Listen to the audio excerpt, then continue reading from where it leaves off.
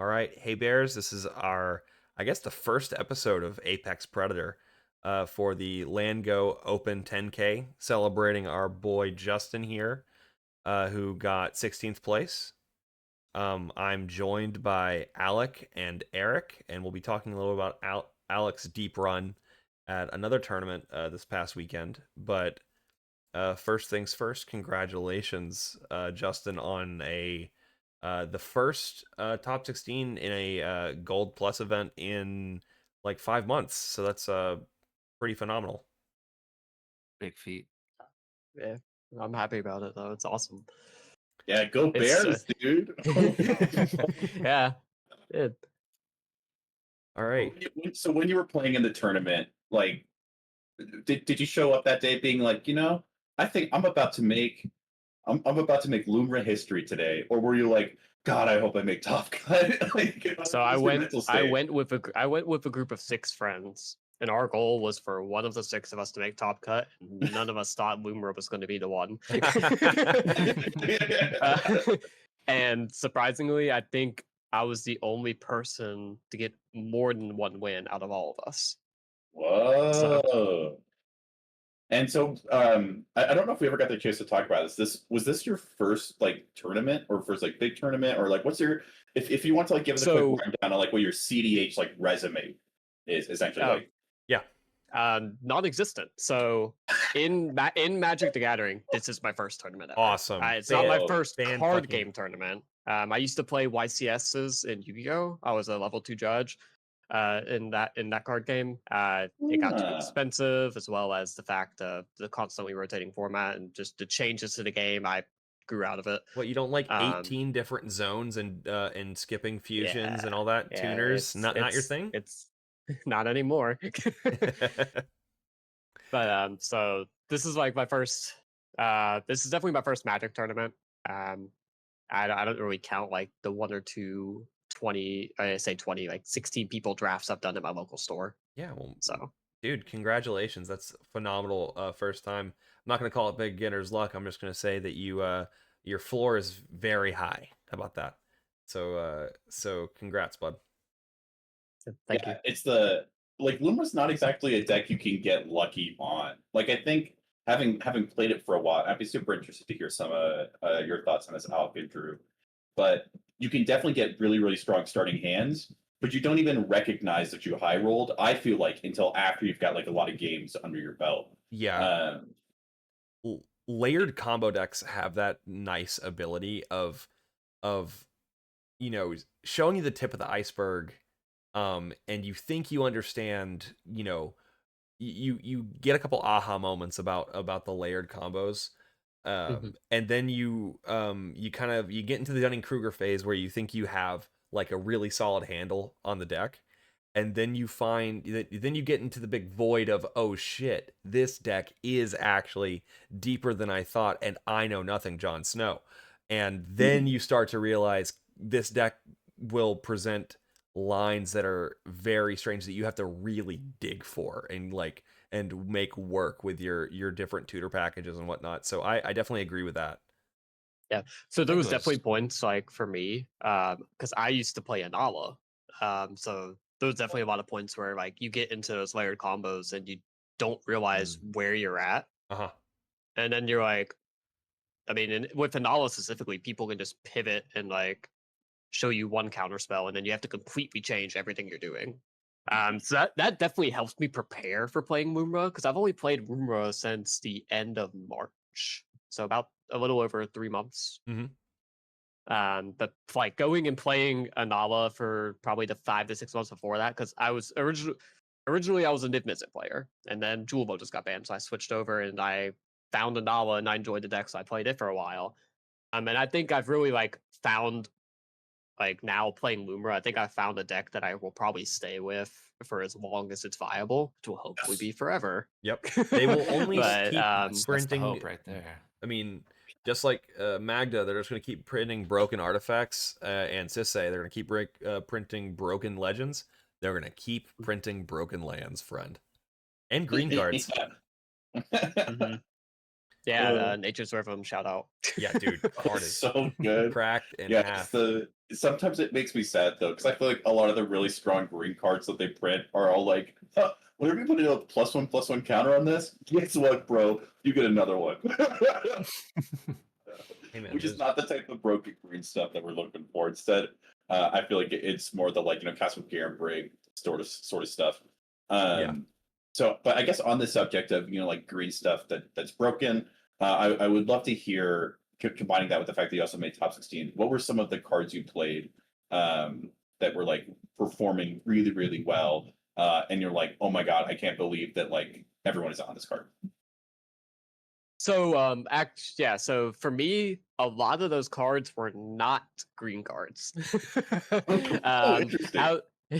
So for me, it would definitely be like Gaia Reach Sanitarium, but most decks Mm. play it now to win around the One Ring. I know there was a time where some of them didn't.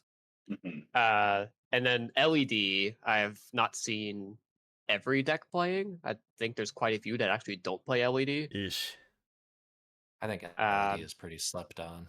Yeah. Yeah, no, I think LED is absolutely fantastic. It's crazy to say that it's slept on, but I think that it represents this to people like one they'll say like, oh, it's only valuable if you're trying to get a turn one Lumra out and you're just throwing caution to the wind.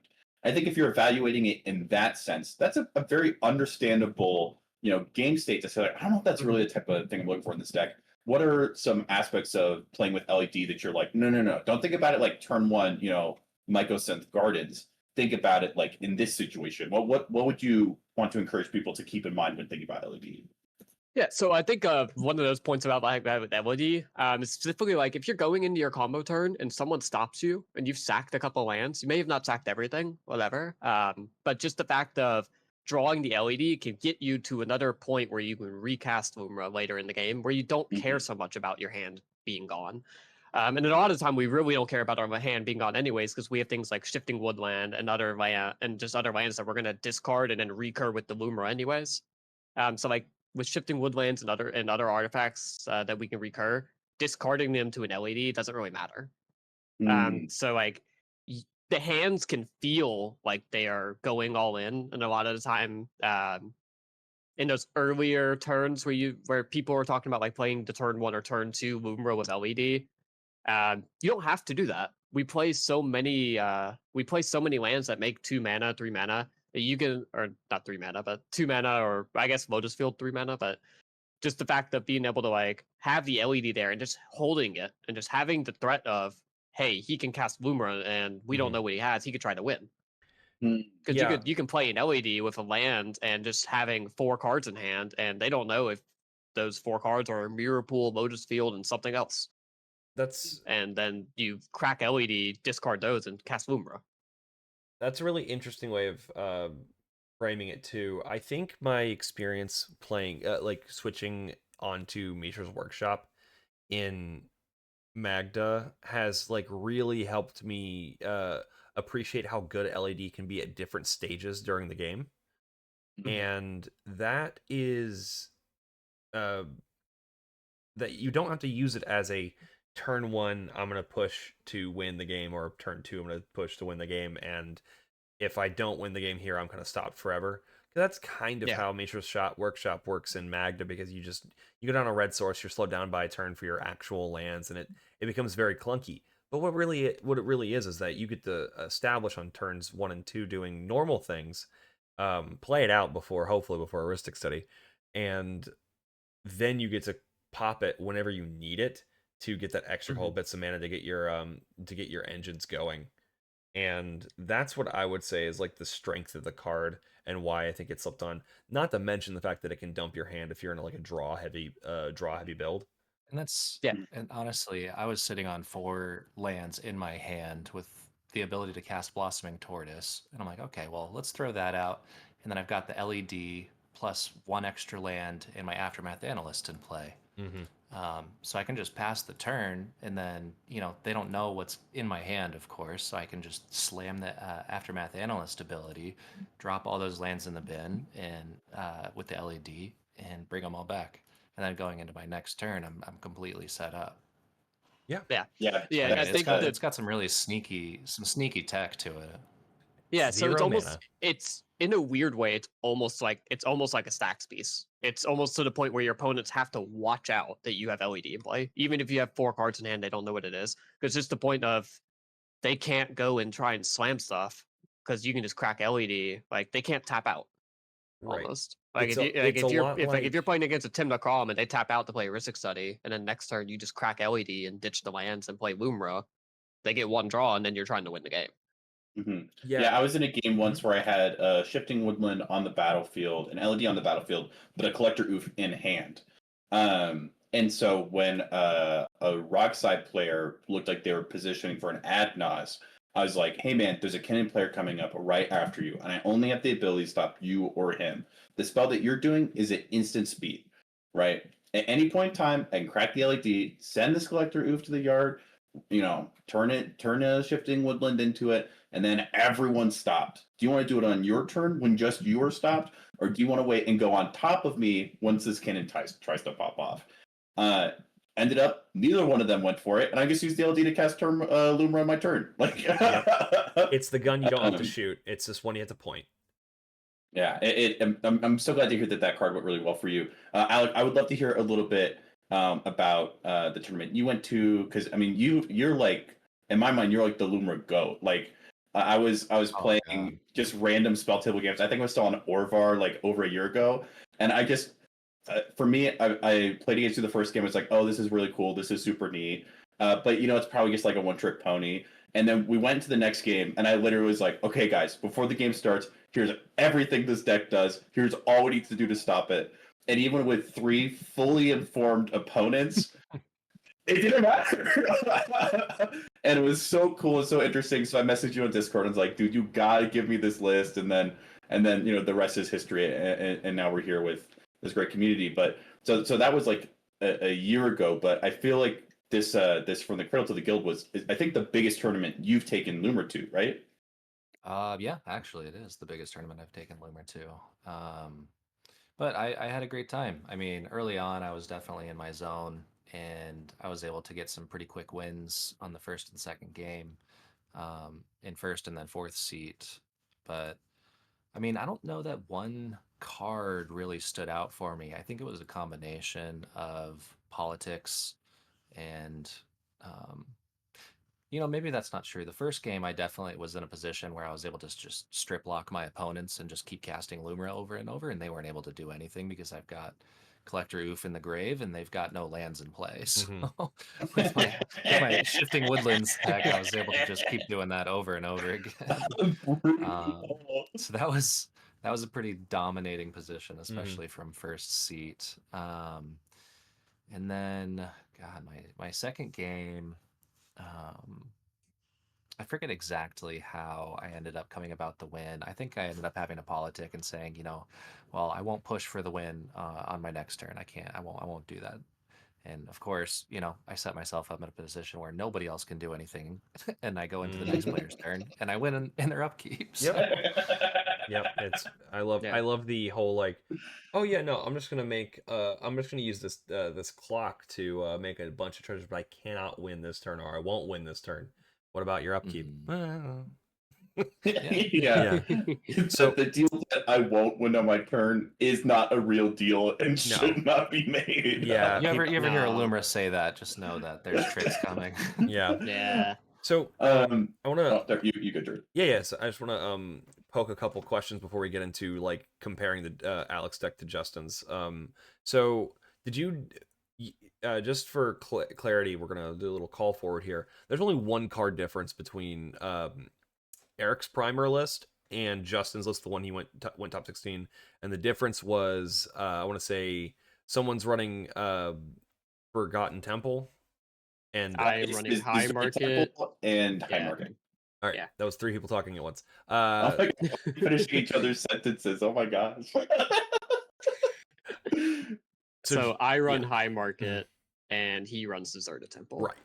So did you move closer to his deck list or further away? Were you like 1 for 1 before, and you made the change to go to High Market, or where it was just like a parallel evolution thing where you made changes that were similar to his over time? Like, how did you come to the particular 99 that you brought to the tournament?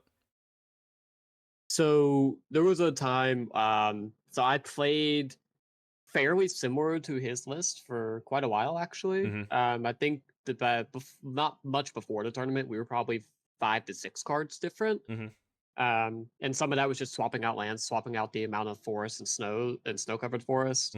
And then the biggest cut I made before the tournament was Dosun, I think. I think that was probably the most notable thing that I decided to change before going to the tournament. I didn't like Dosun a lot in my local meta, and typically since our games go longer, I decided like playing into a tournament that Dosun typically felt like a dead card in hand if I drew it, especially being into these longer games where if it's a mid-range thing, I don't want to be playing Dosun. Sure. So I think that was probably the most notable change I made before the tournament. And did you feel like you needed it? No, actually I don't. I think not having Dosun actually worked out really well. Okay. Is there, like, thinking about, I guess, like the Marnius TNT Rog Thras I guess triumvirate of like fairly overrepresented commanders right now. Did you make were any of those changes specifically with those decks in mind? So the Dosun cut was mostly in line with Tymna Thrasios and Blue Farm in mind. Okay. I did not play against a single Tymna Thrasios the entire tournament. Yeah, I didn't see that in the list. Which was very surprising. Yeah. I don't think I saw. I think you played against what, 3 Kalias? 2 Kalias. Yes. It's still I played it. Yeah. And it's still 2 more Kalias. It was still weird. You should have if I had a nickel, I'd only have 2 nickels, but it's weird that it happened twice. That but yeah, for sure. We'll talk about that when we get to the rounds. But before we jump in, like, was there a match that you that like surprised you how bad that matchup was? I would say the closest for that would probably be I played in a pod. It was actually my round 1 pod that was like Dahada, Winota. It was very low amount of blue. Yes. I think that was the biggest problem in that pod. Dude, that is so real. There was just no blue. Right. And that definitely made that a lot more difficult. And those are the pods I'm most afraid of, is where it's like no one's playing blue. You have to stop a Marty player with what? Yeah. Like, they're the turbo player. They're the one that's going to be the threat as quickly as, as often as possible. And you don't have any tools. You got to hope the Winota drops a rule of law. Right. Yeah. All right. I was going to say, too, I feel like most of our answers don't really come online until about turn 3 or so. Right about the time that that they're winning. Yeah, exactly. Yeah.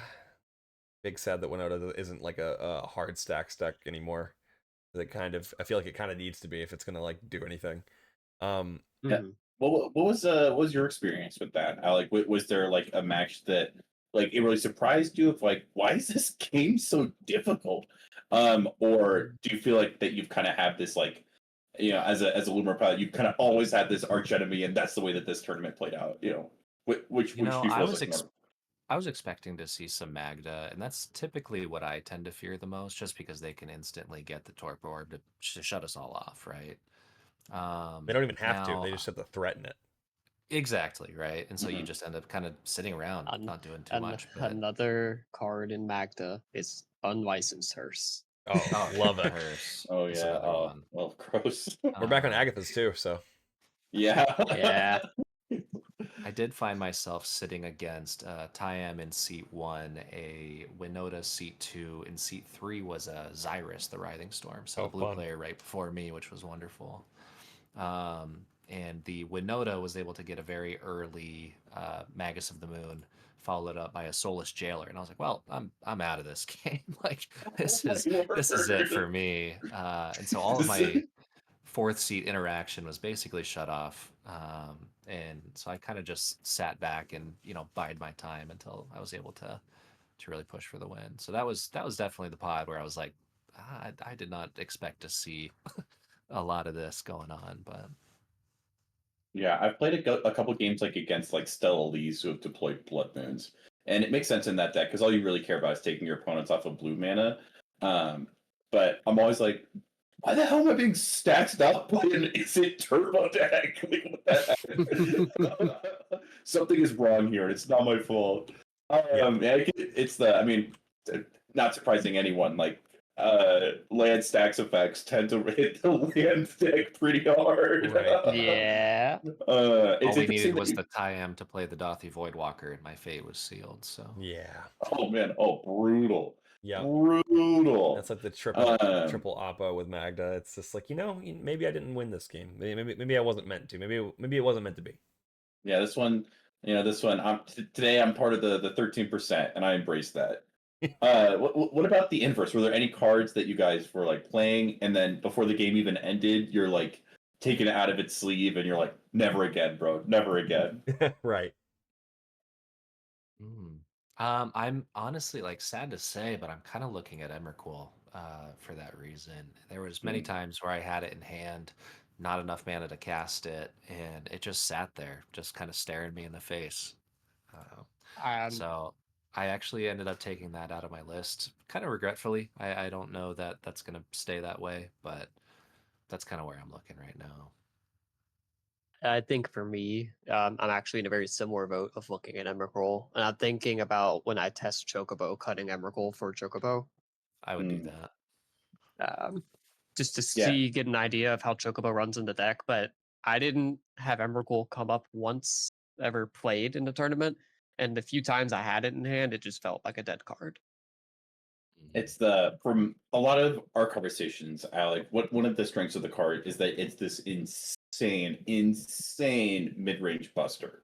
Like if you're in a game that's, on like turn 6 or 7 and everyone's just waiting for their moment, you can either start the war or end it with Emrakul, and the ability to do something that mono green is not supposed to be able to do is really, really powerful. But I've gotten the feeling that the format is speeding up enough that the board states where Emrakul is the card that you want in hand is becoming less and less common. It sounds like I think you hit the nail on the head. Yeah, that's exactly it.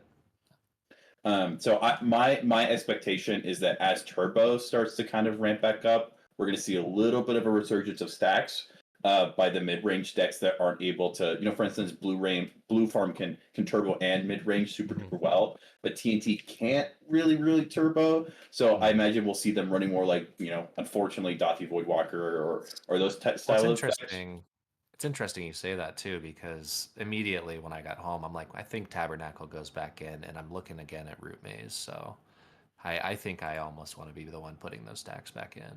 Heck yeah! I love Root Maze. We need more people to like test different archetypes, because I definitely think that like the more you're on like Root Maze effects, the more powerful that Emrakul is going to be, because it's going to get harder and harder for your opponents to play cards. It's going to be easier and easier for you to make it to like turn 8. And Emrakul is like, the later in the game you get, the more powerful being able to take over an opponent is. Yep. So yeah, I could definitely see you putting it back in like in a month or two, but I can also see why you took it out after last weekend. Yeah, just sitting in my hand the whole time didn't really feel too good. So yeah. Yeah, I mean, like, sure, you get to flash it to your opponent while you're both watching the two other guys fight it out. But exactly, I was sitting right across from Gold Sabertooth at one point, and I was just like, "This is what I have, and I can't cast it." So we both had a pretty good laugh about that one.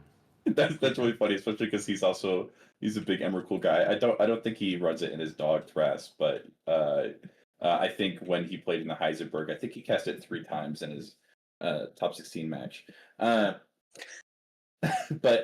huge shout out again to Drew, who has been putting all the details together and kind of collecting us. An additional shout out to Drew. While you're keeping us on task, what's the next conversation? Yeah. So, hey, you guys, no, this is fine. This is totally fine. You guys are finding your stride, and I like it. So this is the portion where we talk about like comparisons. So normally we in the Magna community we have the Magnanomicon, which is kind of our home base, but we kind of have two home bases um in the Lumra server, maybe three if you consider like Zap's version of the deck. Because there's like three major versions, and it's not easy to see what they are, like to easily categorize them. There's some packages that you can identify, but specifically we're talking about like if we were comparing Justin's and Alec's deck right here, because your deck, you're one utility land apart, and there's 15. Am I bad at math? Yeah, no, 15 cards different between Alec's and Justin's, and just for the sake of argument, this is not or a sake of like laying it out. This is not like a value judgment on anyone's choices. I tend to use the primer list as the default for any kind of like language I use to describe things being missing or things being like flex cards or what have you. So don't take that too seriously, and you'll feel better about that. So let's get to the different stripes. Is what I'm calling it for this one, because everyone's got got some different stripes. So that's awesome. So yeah, so we have the things that I would find like the most curious comparatively now. I think Selvala and Staff of Domination's like always been like a curious one to me, as like an A+B that's like not bad, but hard to search for, a little bit slow if you're playing it naturally, and kind of another CDH deck, right? It's like a different one. Like, so why are we hidden Godoing a deck that already has a better Godo is my question. So for me, it's a lot of the time it's actually not A+B. Being in this like mid-range meta, I actually played a game last Thursday where I sat on just Staff of Domination and loomed the threat of being able to win with Lumra, and people would keep up their mana past the turns, and on the last person's end step before my turn, I would just tap and draw a card, or I was using Staff of Domination to stop Sisei from winning by tapping their the Revi, and when they tried to attack and just similar things. So Staff of Domination, yeah, it's a combo with Zavala, and typically that's the most we see from it. But it also just has these weird pieces of ways it can interact with people that people don't expect. Gotcha. So it's not always just dead to me. Zavala is kind of the parity breaker sometimes on the idea of, do I want to keep this or do I not? I think for Zavala, a lot of the time, like you might play the Zavala, and then later, if you cast Lumra, you're just drawing a card, and then Zavala can tap for a lot of mana if need be. So they can kind of both do their own things, and then together, obviously, they're fantastic because it's just a combo. Yeah. But I've really enjoyed Staff of Domination and stopping those harder to interact with decks like Magda or Sisei. Okay. I could jump in and bounce off of that. I have never had a game. I've been on both these cards for almost like 2 or 3 months at this point. I've never had a game where I have resolved like a Zavala Staff of Domination combo. But every time I have seen one of these cards, it has ended up being one of the higher performing cards in that hand. Exactly like Justin was talking about. Like, what I like about Staff of Domination is it gives us something to do with the insane amount of colorless mana that we get, and specifically being able to tap or untap creatures just gives me an access of being able to interact with the table, especially politically, in a way that I find incredibly valuable. So you use the example of Sisei. That's one I personally have experienced a ton. Is like you just tap their Fate-Burrow down in upkeep before they're able to like play their land to get that 5th colored pip. Gotcha. Or all these, or like if you're against Rock Dress, you can tap down their like Magus of the Candelabra. And of course, like they're planning on doing that anyways. but you get to disrupt their timing. Right. And then if Staff of Domination gives us something to do with a ton of colorless, Selvala specifically gives us a lot of colored pips, which I'm sure we've all experienced is like weirdly the hardest thing to get in like a monocolored big mana deck. Like I'm always fighting for those green pips. And the ability to get an extra card here or there is just kind of nice. So I experience them both as like really solid mid-range value pieces independently of each other. The fact that they could theoretically combo off has also been really nice, but I've often found that by the time I've gotten to the point where I could win with Selvala Staff of Domination, I'm able to go for a more secure, protected win along a different avenue. Okay, that makes sense. I mean, I suppose Domination works pretty well with Reclaimer. Oh, super nice. That was my first thought. Nice. Yeah, that's a fair point. Maybe I'll give it a shot. I mean, I like Selvala as like a generic card, but it is the most. It's like Green's Professional Facebreaker, 3 mana, a little expensive, requires a little setup, requires it to work in your deck, but just is like super generically powerful. It's just a little bit slow, right?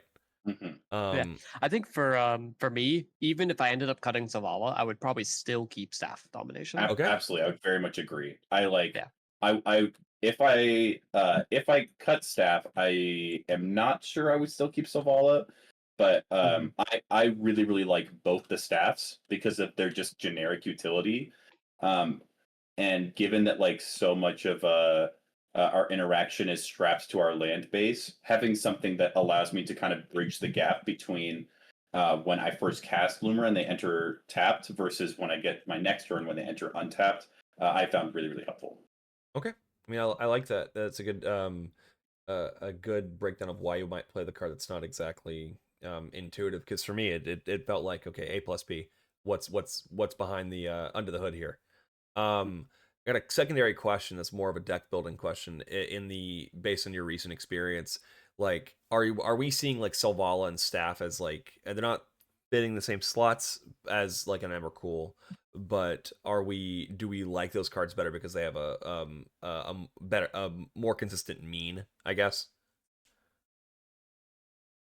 rather than being stuck in hand? Yeah, so I think the difference between them could be like if they're stuck in hand. Well, really, they're never stuck in hand. They're mostly fairly cheap to play, and a lot of our interaction is either free or, in the case of like playing a Talon Gates down, a lot of the time we have the mana to do that. So just being able to put down this piece and having a different avenue for another piece of interaction with Staff of Domination, or in the case of just being able to play to Selvala and threatening possibly a win next turn. Gotcha. Is really nice, while still having enough mana to keep open to hold our interaction. And we can't really do the same thing with Emrakul. Like if we're playing Emrakul, we're committed to playing Emrakul, and a lot of the time that's going to tap us out or leave us with very little mana to do other stuff if we get stopped. We're doing the full Mnemonic Betrayal turn, right? Like we're just like, this is the next 2 turns of gameplay is me doing this right here. I mean,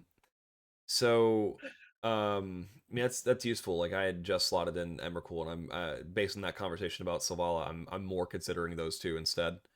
Another thing I wanted to talk about is Mana Bond and Life in the Loam. I know they're not necessarily package cards, like they don't necessarily have to go together, but I understand that the list with Eric and Justin is very draw heavy. The One Ring's in there. There's only one piece of artifact hate. Obviously, you have the Zero Orb staff.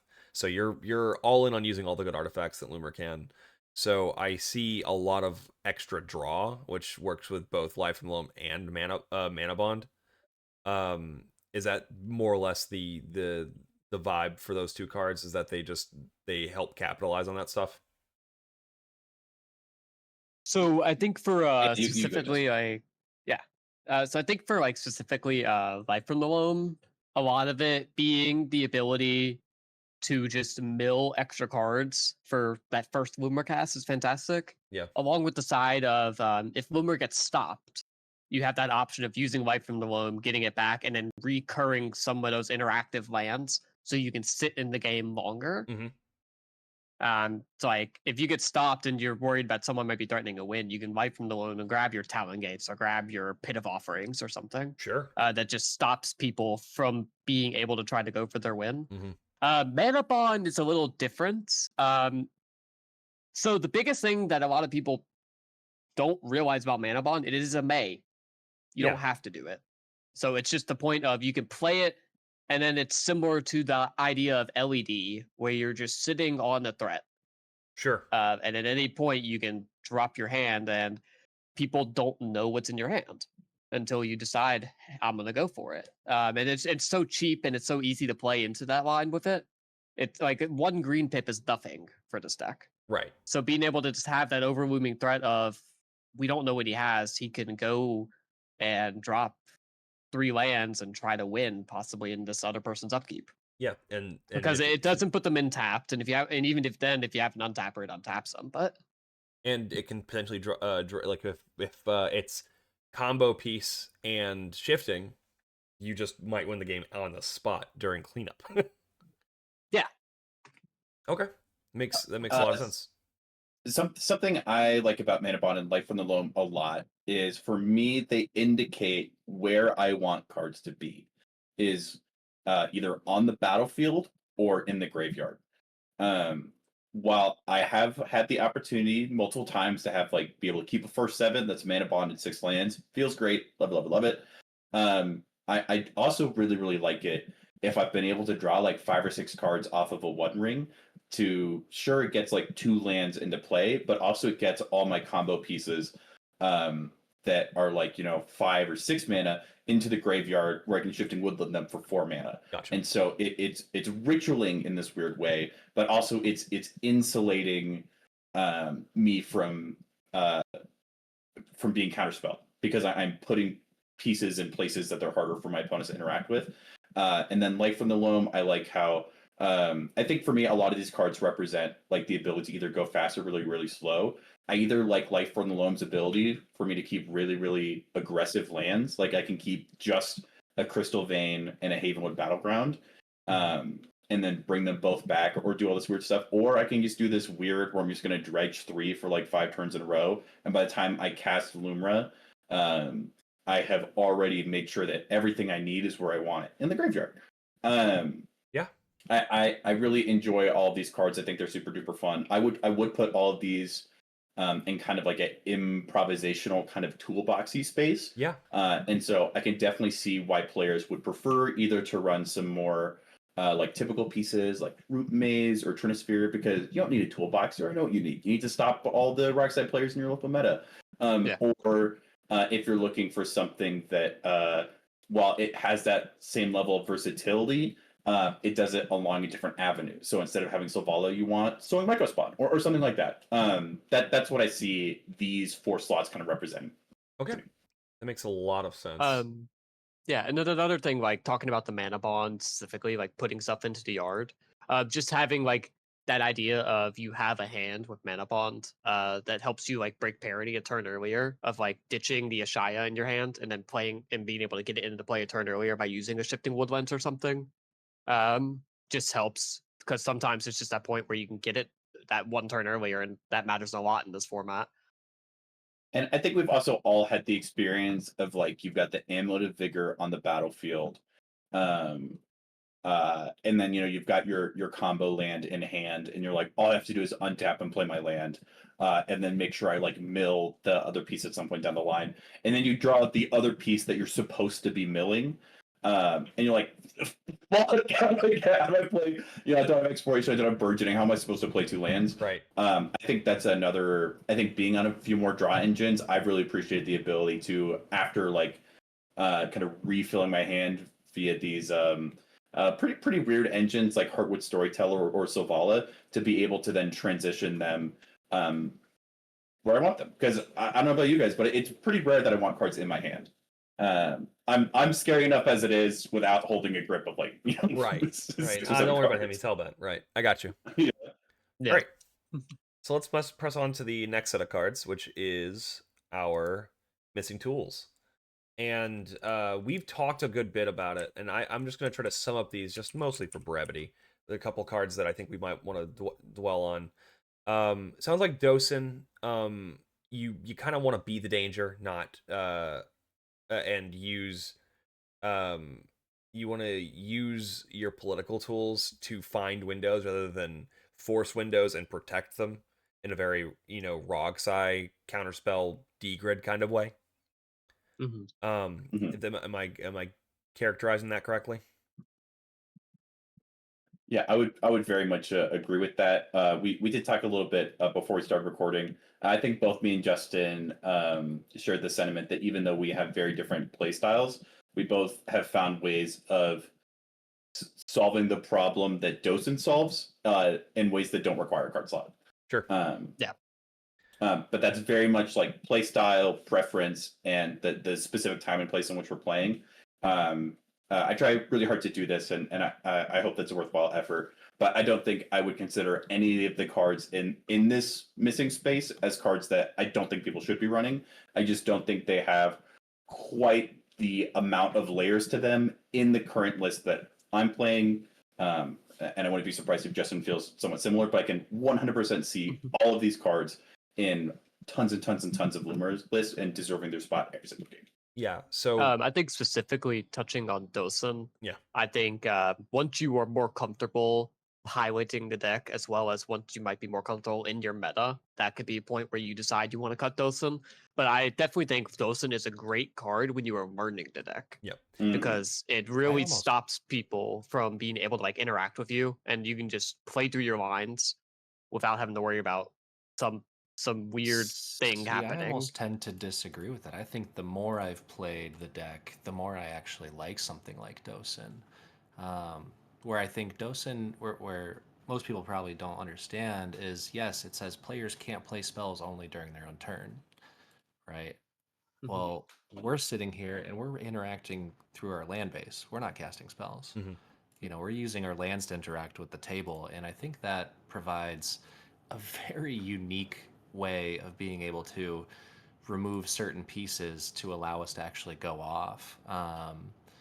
Now, I've personally really loved Dosen, especially the last couple weeks when everyone knows what I'm trying to do, right? I don't think there's much hidden about Lumra anymore. No. I don't think so either. Yeah, unfortunately. That being said, I did find a combo a couple weeks ago, which I might spoil later, but but yeah, Dosen has just been incredibly strong for me. Being able to slam it on turn 2 and then turn 3 go off. They use their Cyclonic Rift or their Chain of Vapor on my Dosen. Well, now I feel comfortable going off, right? My Amulet of Vigor's in play. I can slam my Lumra and I'm free, right? Yeah. Okay. Yeah. That's awesome. So yeah, I think for me that would definitely go in the like. I don't think I would say Dosen is like a bad card. I don't think it's right for me, but I could definitely see it if I'm in a play space where everyone and their mother has sniffed out what I'm doing, and I can't sit down, even just have a conversation about how rounds are going without the 3 other players figuring out the best way to stop me. I'm on Dosen. I'm on Defense Grid. I'm looking at City of Solitude across the table. Like, I think every pod that I sat down at during this last tournament, they were like, "Does everyone know what Loomer does? Like this deck, we need to worry about this thing." Yeah, no, it's very much very much how Magda was. My fault. Right, it's very much like Magda was like a year and a half ago. And sorry, I know everyone, you're like, why is he talking about dwarves so much? Like I'm the dwarf bear translator. So so it's part of the bit that in years past there are cards that you can consider comfort cards or how to train your dragons, because they were training wheels dragons specifically because they won the game very easily without having to think very hard about your lines, but it's a dead slot in the deck. There are also cards like 3-ball that we have started slotted, and Vexing that we've started slotting a lot more recently, because we can't resolve spells and we can't have our turns to ourselves because of the fear that our inevitable decks, like I think Lumra and Magda have a great deal of inevitability in that fear of not needing any particular card. We're just so layered it doesn't matter, and we're just going to win if you don't win before us or don't like blow us out like consistently. Like there are cards like 3-ball and Dosen which end up being a meta call if you are just never getting to play your cards, right? Like, everyone's mulling the Force of Will, so the bear never comes down, or Torpor Orbs being teched in by the Dimir decks, right? Like that's the world in which where Dozen can be very powerful. Yeah, I've made the comment to some people that I think Lumra oftentimes inspires our opponents to play poorly. Like you just resolve a 13/13 bear and they don't have any blockers and they feel this like intense need to do something about it immediately. And so they'll start firing off spells in times that they shouldn't be fired off or in ways that they shouldn't be used. And so I find cards like Dosen to be really, really helpful in situations either like the one where Alec talked about, where everyone's trying to predict what you're doing, or in situations where you end up in a world where you're no longer able to consistently predict what your opponents are going to be able to do. Right. I think being able to take that level of like uncertainty and just remove it from the equation is such a powerful thing to be able to do as a pilot of a very convoluted and difficult to pilot deck. Right. We might be the most. I'm not gonna say most. I'm gonna say we are up there. We're like easily top 3 most complicated decks. Like Crick and Tyam exist. But yeah, we're up there. Nala as well. Yeah. Nala is up there as well. Oh, for sure. So moving on to sewing, I've heard it described as like kind of like like a great effect with like a tempo problem in terms of like what you want to be doing with your mana at different stages, and you'd rather set up a card like Reclaimer earlier and then use it reactively rather than have to blow a turn's worth of mana or half a turn's worth of mana, either just getting a tutor to the battlefield or doing that and getting rid of the Gaia's Cradle. Like 6 mana, we don't want to answer. We don't necessarily want to answer cards. We kind of want to make more problems and present oppressive engines and board states more quickly. And sewing is kind of a speed bump in that sense. Yeah, I think Eric put it really well with selling Microspawn. Specifically, like there's other things we want to do on 6 mana, and that's almost always casting the bear.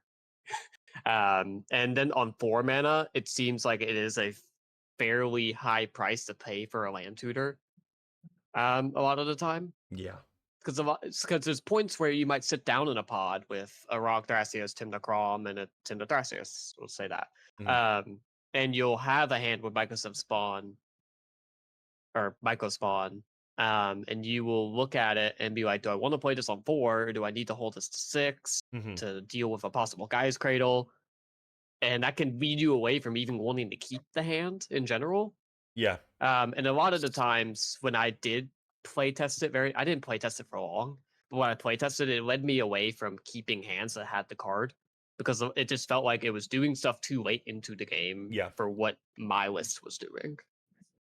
I think, and I do think paying 4 mana for a land tutor that comes into the battlefield untapped is actually, it can be incredibly strong for us, right? And I hear you guys saying that, oh, well, to get rid of the Cradle, we need to pay the 2 extra mana. I mean, just go get your strip mine, right? Good point.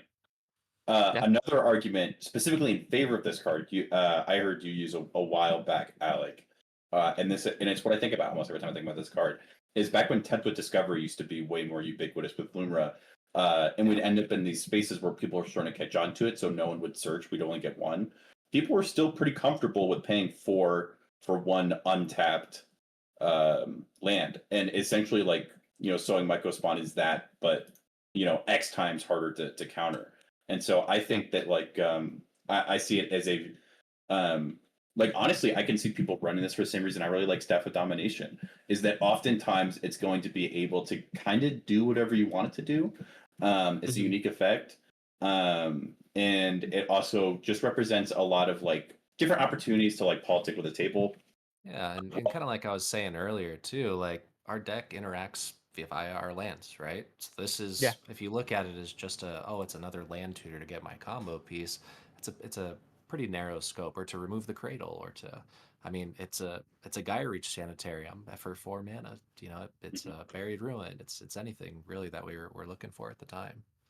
Just I more think ways to get those lands, I think, is incredibly value for a deck that wants specific lands at specific times. Oh, for sure. The only reason I'm not on it right now is I am dipping my toes into other like 4 mana waters with like the One Ring and stuff like that. But I have never seen this in a Loomer list and thought to myself, shame, shame, shame. They're wasted a slot. It's a really, exactly. really good card. Right. No, it's a fantastic card. So I think I would agree with that. It's a card that it's probably a card like 102, 103 for me at the moment. If we could run 150 cards, this deck would be perfect. Oh, dude. Yeah, Oh, dude. seriously. They would not be ready for us. Go up to 100 lands. What's the blue-white companion? I forget its name. Oreos? No. Oh yeah. That like weird. I know exactly what you're talking about. Except I don't know 80 card deck card. But yeah, I played Sultai Blink in Standard a billion years ago. So moving into Carpet of Flowers, it's a particular favorite of mine. It feels so consistent, and the mean seems like well above what a 1-mana card should be doing for you. My question is why I guess both of you, Eric and Justin, aren't like keen on this card or aren't running it right now. So for me with Carpet, it's more my local meta. I have a lot of games where there's one guy who plays only Atali, and then there's another guy who plays mainly Magda. So blue is not a mainstay at our pods a lot of the time, and that's part of why I did not run Carpet. I considered putting it into the list before going. I decided not to, and I never really missed it. Sure. Because I think my main problem with Carpet is it depends on our opponents doing something. It depends on our opponents playing into it. And a lot of the time, yes, they're going to. Like, obviously, it's a fantastic card. It sees play in many decks. And they can't not play without their islands. Yep. But there's those points where you might sit down in a pod and like a Tim LaCrom may just not play any islands, or they may only play one island, and at that point it's just a 1-for-1. And I just felt like there were other cards that typically could make that slot. Sure. So I decided not to swap it out before the tournament. Gotcha. But I could definitely see a point of going to play it later or in other situations. Yep. It makes sense. It definitely feels more like a meta call. So let's talk, if we're talking about blind tournament meta, there's very few non-blue decks that are doing anything, and we're one of them. Magda's the other one. Atali is like the third one. There's very few that are just like really doing things. So I guess my question, there's a couple Dahada and Mardu lists, but they're not super high up right now. So I guess my question is, like, in a blind meta where you're not super sure of like the landscape, are you more keen on running Carpet of Flowers as like a baseline, or is it one of those things where you're gonna have to prove to yourself that this tournament meta will necessarily be very island heavy? So I think in that regard, I probably would run Carpet. Okay. I think I was going into this tournament playing more along the lines of my local games that tend to take longer, but there's a lot less blue. And I probably just decided not to change it because I was more concerned that I might be running into more Magdas or Atalis or like Dahada or just some more other sand blue decks. There's not too many of them in the format, and I didn't really run into hardly any except for my first pod, which ended up being like a Winota, Dahada, and the Rockdrass. So it was a lot less blue in that pod. But besides that, for the most part, I probably, in hindsight, would have ran Carpet or made room for Carpet. So this is a kind of a tournament prep kind of consideration. I find that your wild card rounds in the first 2 rounds, it's very important to be the most consistent deck at the table, because the best Politicker at the table will usually win that game because they're going to use the least experienced player at the table as a gun to shoot you with if they recognize that you're a solid player. It's kind of the, pit the degenerate CDH players against the other CDH player, if that makes sense. And it's also the place where you'll see the low color decks, the Naya decks, the Mardu decks the most, because they're the ones that are not performing and they haven't been knocked down to the X, the X 3X bracket, right? In pairings. Yeah. So it's possibly worth considering that, getting that first 2 wins is more important than having that card consistently. It's probably like marginal, like, deck thinning tier marginal in terms of consideration. But that is here, I'll jump in. I think that's a really, really good analogy. I would feel relatively comfortable saying that in most situations you're not supposed to cut carpet of flowers. I primarily did it exactly for what you're talking about, of like struggling in, like converting in Swiss. I think on average the decks that are strongest in the meta, you're paying 1 mana to net usually a mana the turn you cast it, and then some additional mana on following turns. It's not slot expensive. You don't have to run other cards because you're on carpet, right? yeah. I think for me the primary reason I cut it is exactly like you said, just running into all sorts of random stuff in Swiss, and so having it, be 1% less reliable than I want it to be, and then also for a completely separate dynamic, unrelated to carpet flowers at all, and that is I had to cut something for nature's rhythm. Yeah, nature's rhythm is pretty good. I've yet to cast the card, but I know. I'm sure we've all run into this at some point, but like I don't know if there was really anything specifically that Carpet of Flowers did wrong when I cut it. It was more that just like at that point in time, every other card in the list was just performing really, really, really well. And so like I wouldn't be surprised if like this is my Emrakul where I cut it a little bit ago, and I'm like 1 week away from it going back in. Like it's a great card, great card, really, really good. I think there's some situations, like you said, this is why I love the example of like deck thinning. Does it really matter? Can we even know? Right.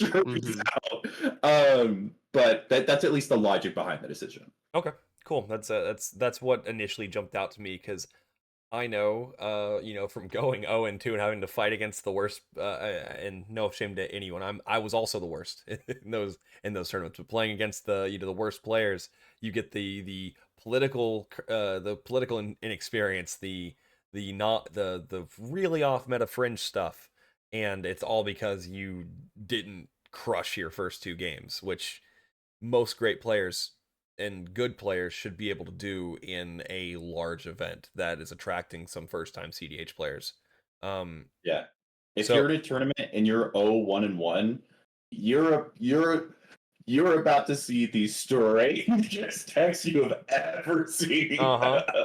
And if your game plan involves any amount of relying on your opponents, you are hosed. Yeah. If you're not full sending or playing like the most like parasitic mid-range ever, actually no, parasitic decks have a problem, because they'll get raced by like other nonsense. But yeah, no, that's what jumped out to me, because I've definitely seen that happen. But yeah, if people are watching this and they're like, that Eric guy's an idiot, he should be on Carpet of Flowers, just know I hear you, I see you, and you're probably right.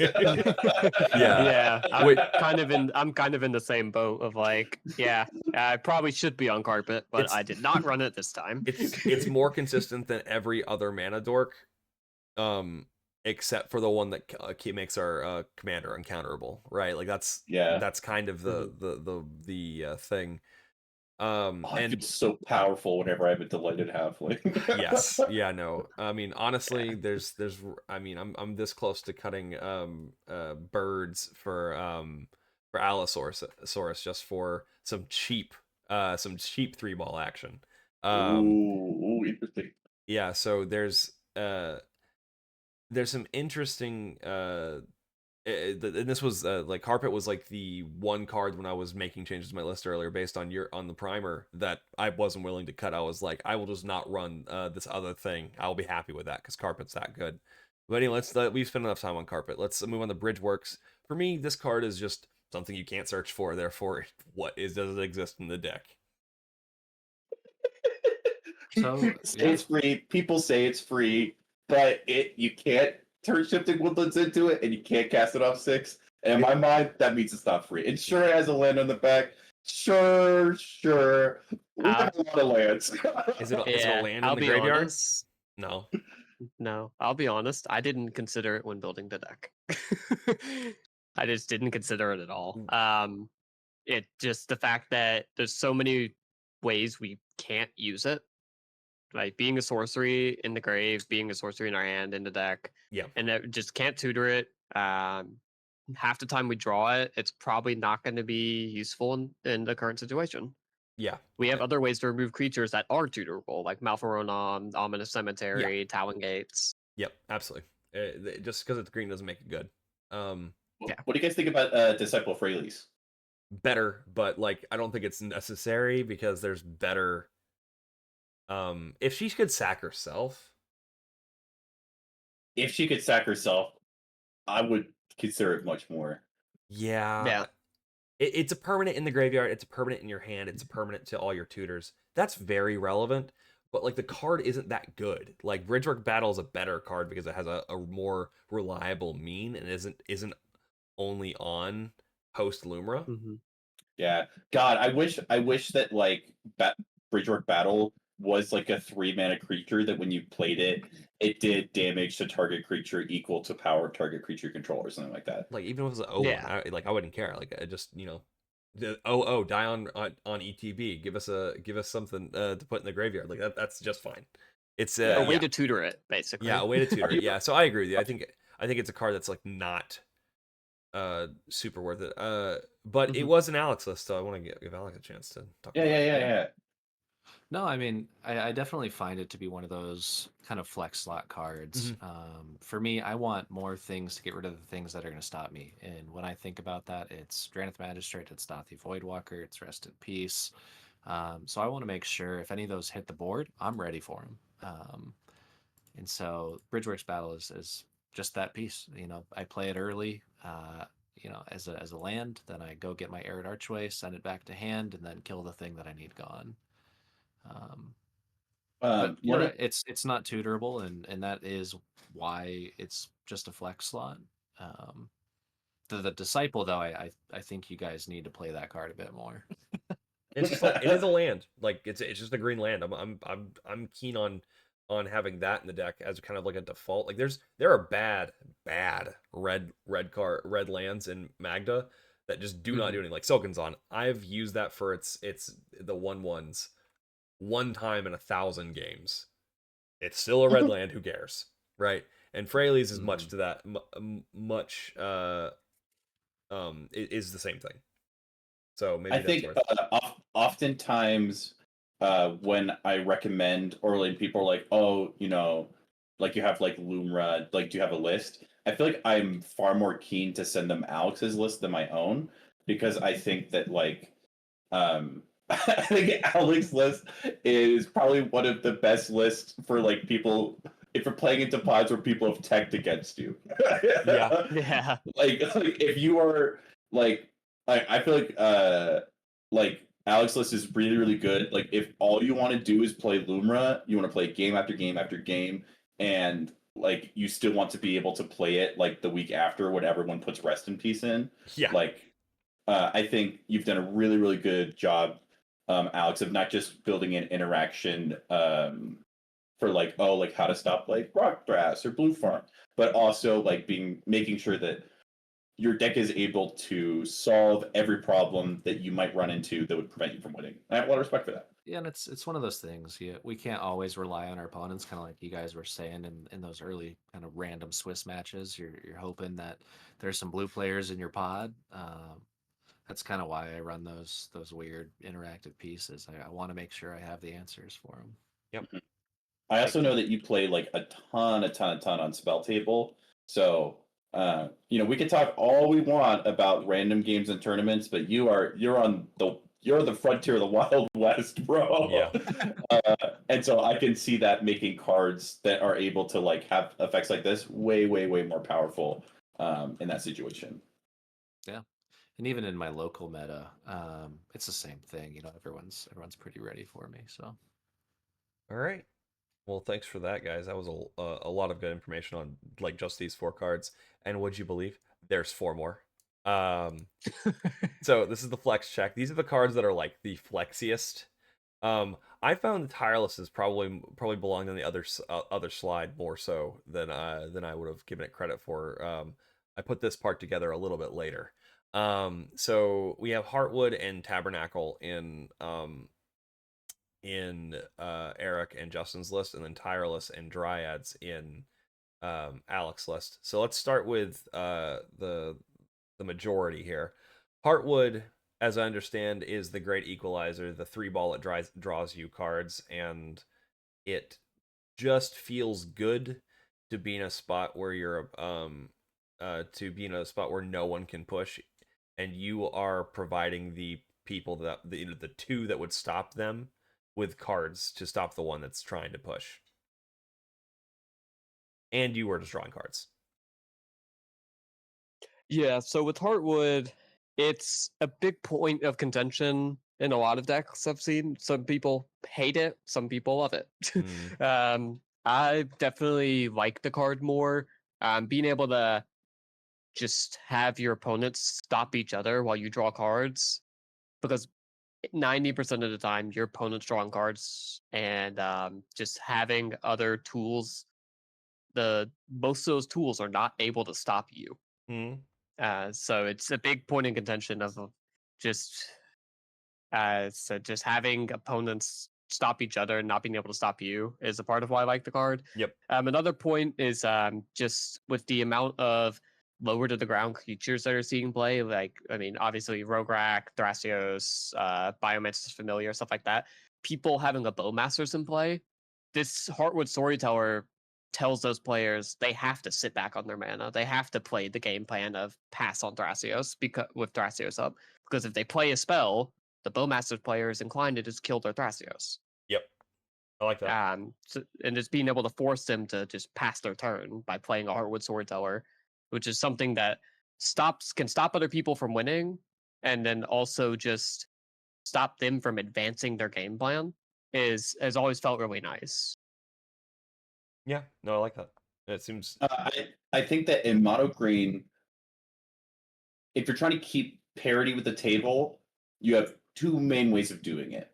One is, I think, cards like Heartwood Storyteller that quickly advance everyone to an equal playing field, or cards like Root Maze or Collector Oof that drag all the Grixis decks down into the mud with you. Yeah. And so I would very much agree with Justin. I think that this tends to be like a very contentious card. And this is where I would highly encourage people to like engage with like intellectual charity. I think that like both me and Justin have built our lists around being very comfortable playing into pods that have, like our opponents already have like 10 to 15 cards in hand. Like all Heartwood Storyteller is doing is also giving me that many cards in that situation. But if I built my list more around like this kind of like using Blossoming Tortoise to continually like strip mine my opponents, and I'm trying to like starve them of resources as much as possible, then I can 100% see why someone's reaction to Heartwood Storyteller is that it's the exact opposite direction you want to go as a pilot or as a deck, or it's just not something you want to cast. And so I think that's why it works really well for me. And Justin says it's worked really well for him. But I can definitely see that, like, if you're on Nola Rod, if you're on Titania's Song, I do not disagree with you if you say that Heartwood Storyteller does not belong in your deck. Yeah, I think that's a perfect way of saying it as well. Yeah, because it's definitely decks that sit there and play more into the slow the game down plan, and then Heartwood Storyteller definitely wouldn't be a spot you would look to put in your list. So I guess my question is for Alec. Like, do you what's your take on why you're not running it? I think I tried it out for a while, and it's not that I didn't enjoy it, but I think a lot of the time, you're saying that putting these cards in my opponent's hands is not a bad thing. Well, it is and it isn't, right? It's a double-edged sword For a lot of the sure. time. And some of the times I found myself casting Heartwood Storyteller. They're like, well, we have, they'll show me 4 bounce spells, and I'm sitting there and I'm like, okay, well, I won't be able to cast my Loomer this turn because my Tiller Engine is just going to get sent back to my hand and I can't do anything. Like, and being able to, or I'm sorry, giving our opponents that many resources can, like I said, just be a little bit dangerous, or it can benefit us greatly. It just kind of depends what side of the coin we flip into that game. Yeah, it's definitely like if you play a Heartwood Storyteller and then you try to be the first one to push, you have like effectively hosed all chances you have. Because like once someone casts a snap to try and like put your Tiller Engine back to hand, they're also drawing the other 2 opponents additional interaction to like stop you. Mhm. I much prefer Heartwood Storyteller in situations where I'm mulliganing down to like 3 or 4. Or if I'm like in seat 4 against like several faster decks. And then I also definitely have been in situations where players inappropriately gauge the threats at the table, and they think that they're just a better player with a better deck than everyone else there. And then somehow, some way, Blue Farm wins another game. I was a part of that, and so yeah, it's definitely like I'm not casting it every time I see it, or Yeah. at the very least, like I'm definitely like feeling out or testing the waters with my opponents to see if is this card going to lose me the game? Because you're right, it is definitely a double-edged sword. I very, very much agree with that. And Tabernacle.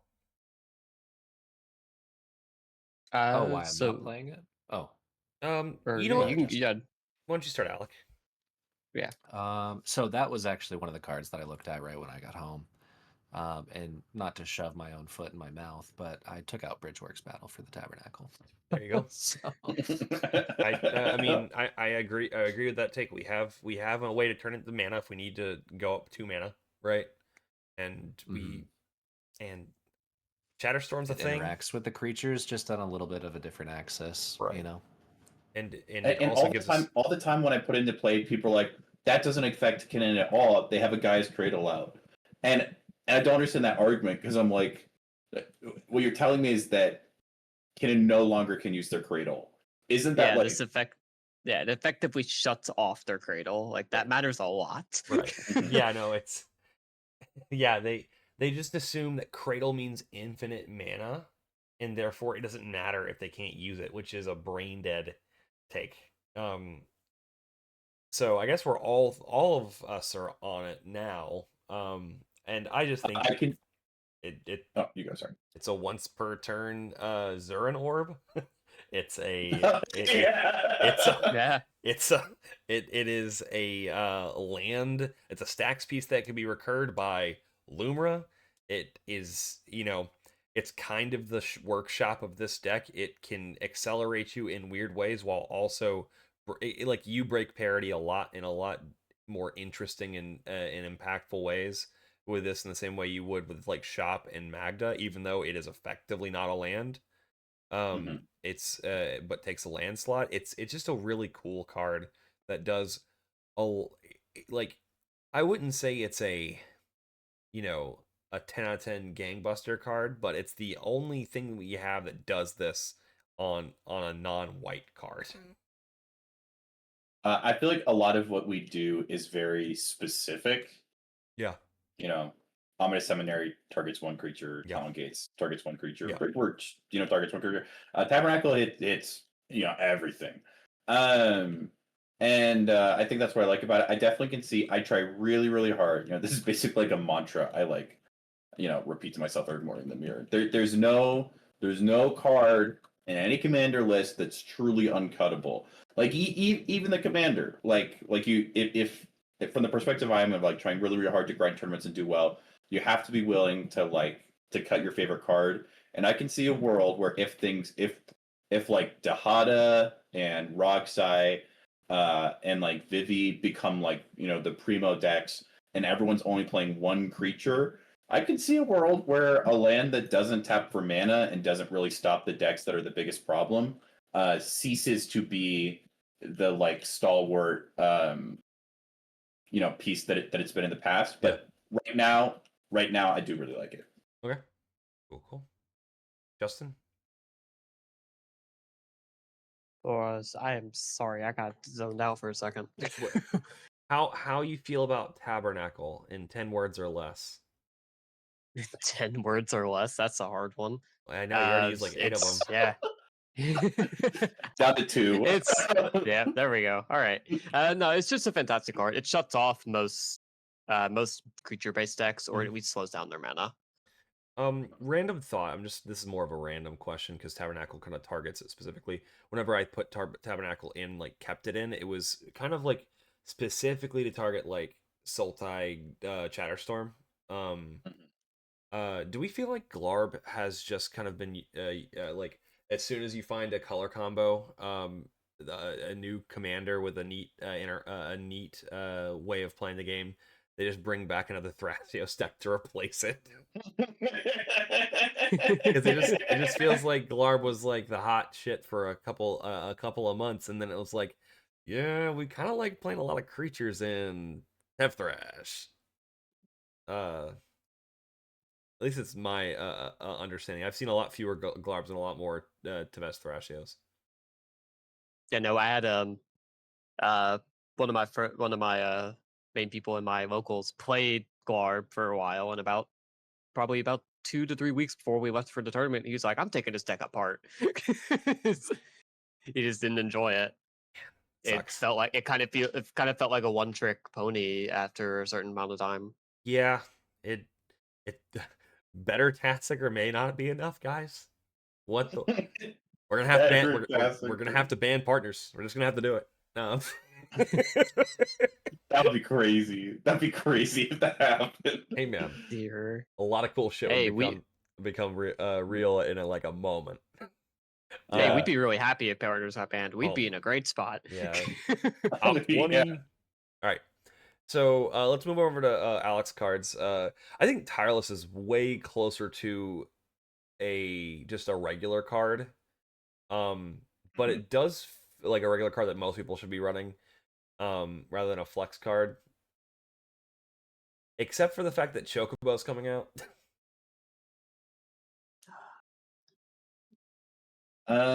Yeah, I in this moment am struggling to remember why I cut it initially. I think it was on one, just Azorius got really popular in Denver for a while, so it felt like there was like a blind obedience in every game. Gotcha. Two, I think kind of going back to that same thing I was talking about, where I feel like the 3 and 4 mana slot is just like really, really precious. But also I would consider this very similar to like Carpet of Flowers, where I think me and Justin are actually atypical for not being on it. And that like we could probably afford to cut like a lot of cards in our decks to slot it in. And it would probably lead to more consistency, especially in the mid range. Okay. Yeah, I missed it. I've never been playing a game and thought like, God, I'd be winning right now if I had Tireless Provisioner. But I do think that like like landfall effects that generate mana are pretty strong.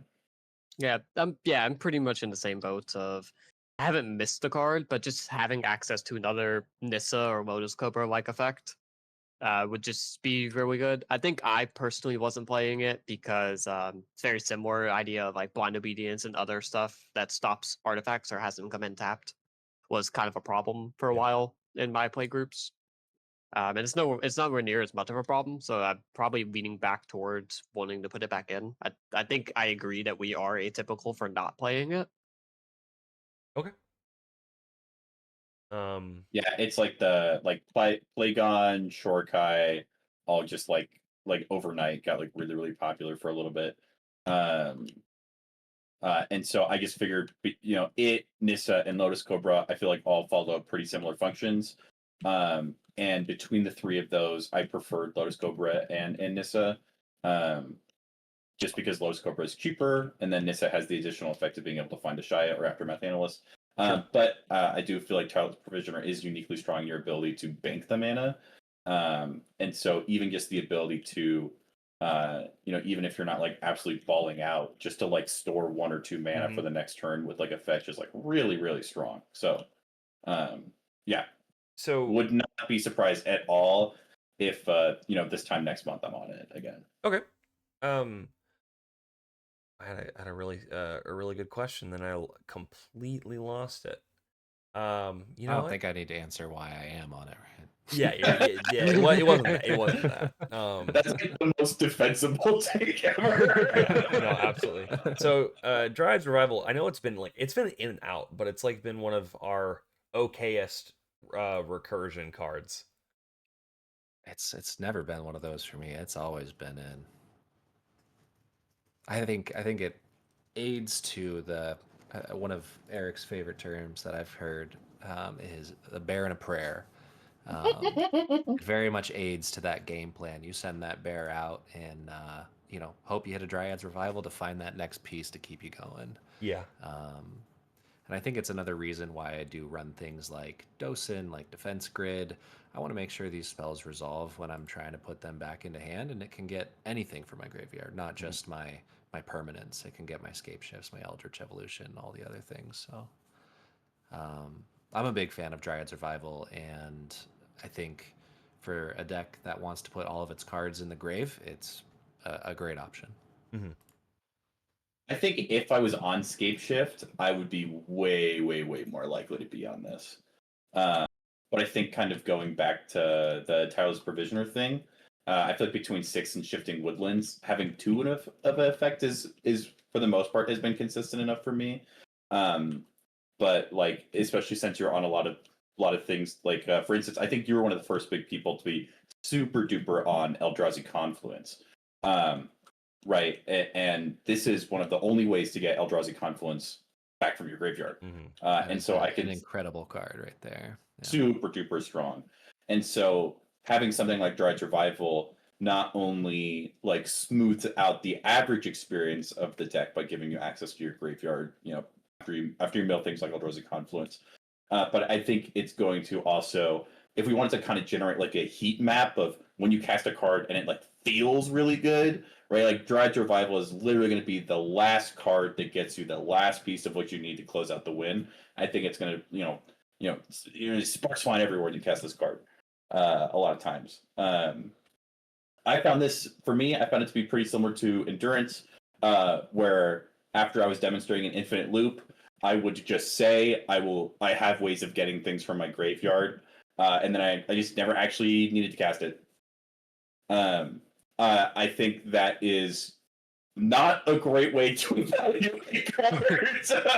If they let me win, the card's pretty mid. If my opponents are lazy and overly trustworthy. We never talk about Endurance ever. I don't think you show your opponents this podcast. Yeah, no. Well, my reach outside of this, outside of both the Lumra and Magda server, is almost 0. So I wouldn't worry too much. No, that's I think for me it became a lot less valuable once I started cutting, like really, really aggressively cutting instants and sorceries. Just sense. Kind of out of a preference for playstyle, and at that point, it is just more expensive than Shifting Woodlands or these other effects, so that's why it's not useful for me. But and I apologize if I've said this too many times. I can 100% see why people have this in their lists, and if someone wants to be on a lot more instants and sorceries, if they want to be on Scape Shift, if they want to be on Tempted Discovery, if they want to be on Realms Uncharted, I can 1000% see why Dryad's Revival is going to push you across the finish line in so many games, and you absolutely should be running this card. So I just want to jump on to that real quick and let anyone know who, I don't know why you would be listening to an hour and a half in and not already be like super into the bear. But if you weren't, that kind of mindset that Eric just demonstrated of like, the intellectual humility, I'm I'm not, giving commandments from down on high. We're discussing a card in the context of a lot of things. We can be wrong. We can have preferences, and the deck is a very malleable, personal thing, and very meta contextual and all that good stuff. It's just to say that we have a lot of intellectual humility when it comes to how we build and pilot these decks, and it's a good community for it. I think that's just a sign of a good commander too. When you find 5 different strategies for one commander, I mean, there you go. Yep, absolutely. It's bear good. Sunscorched Desert or nothing, guys.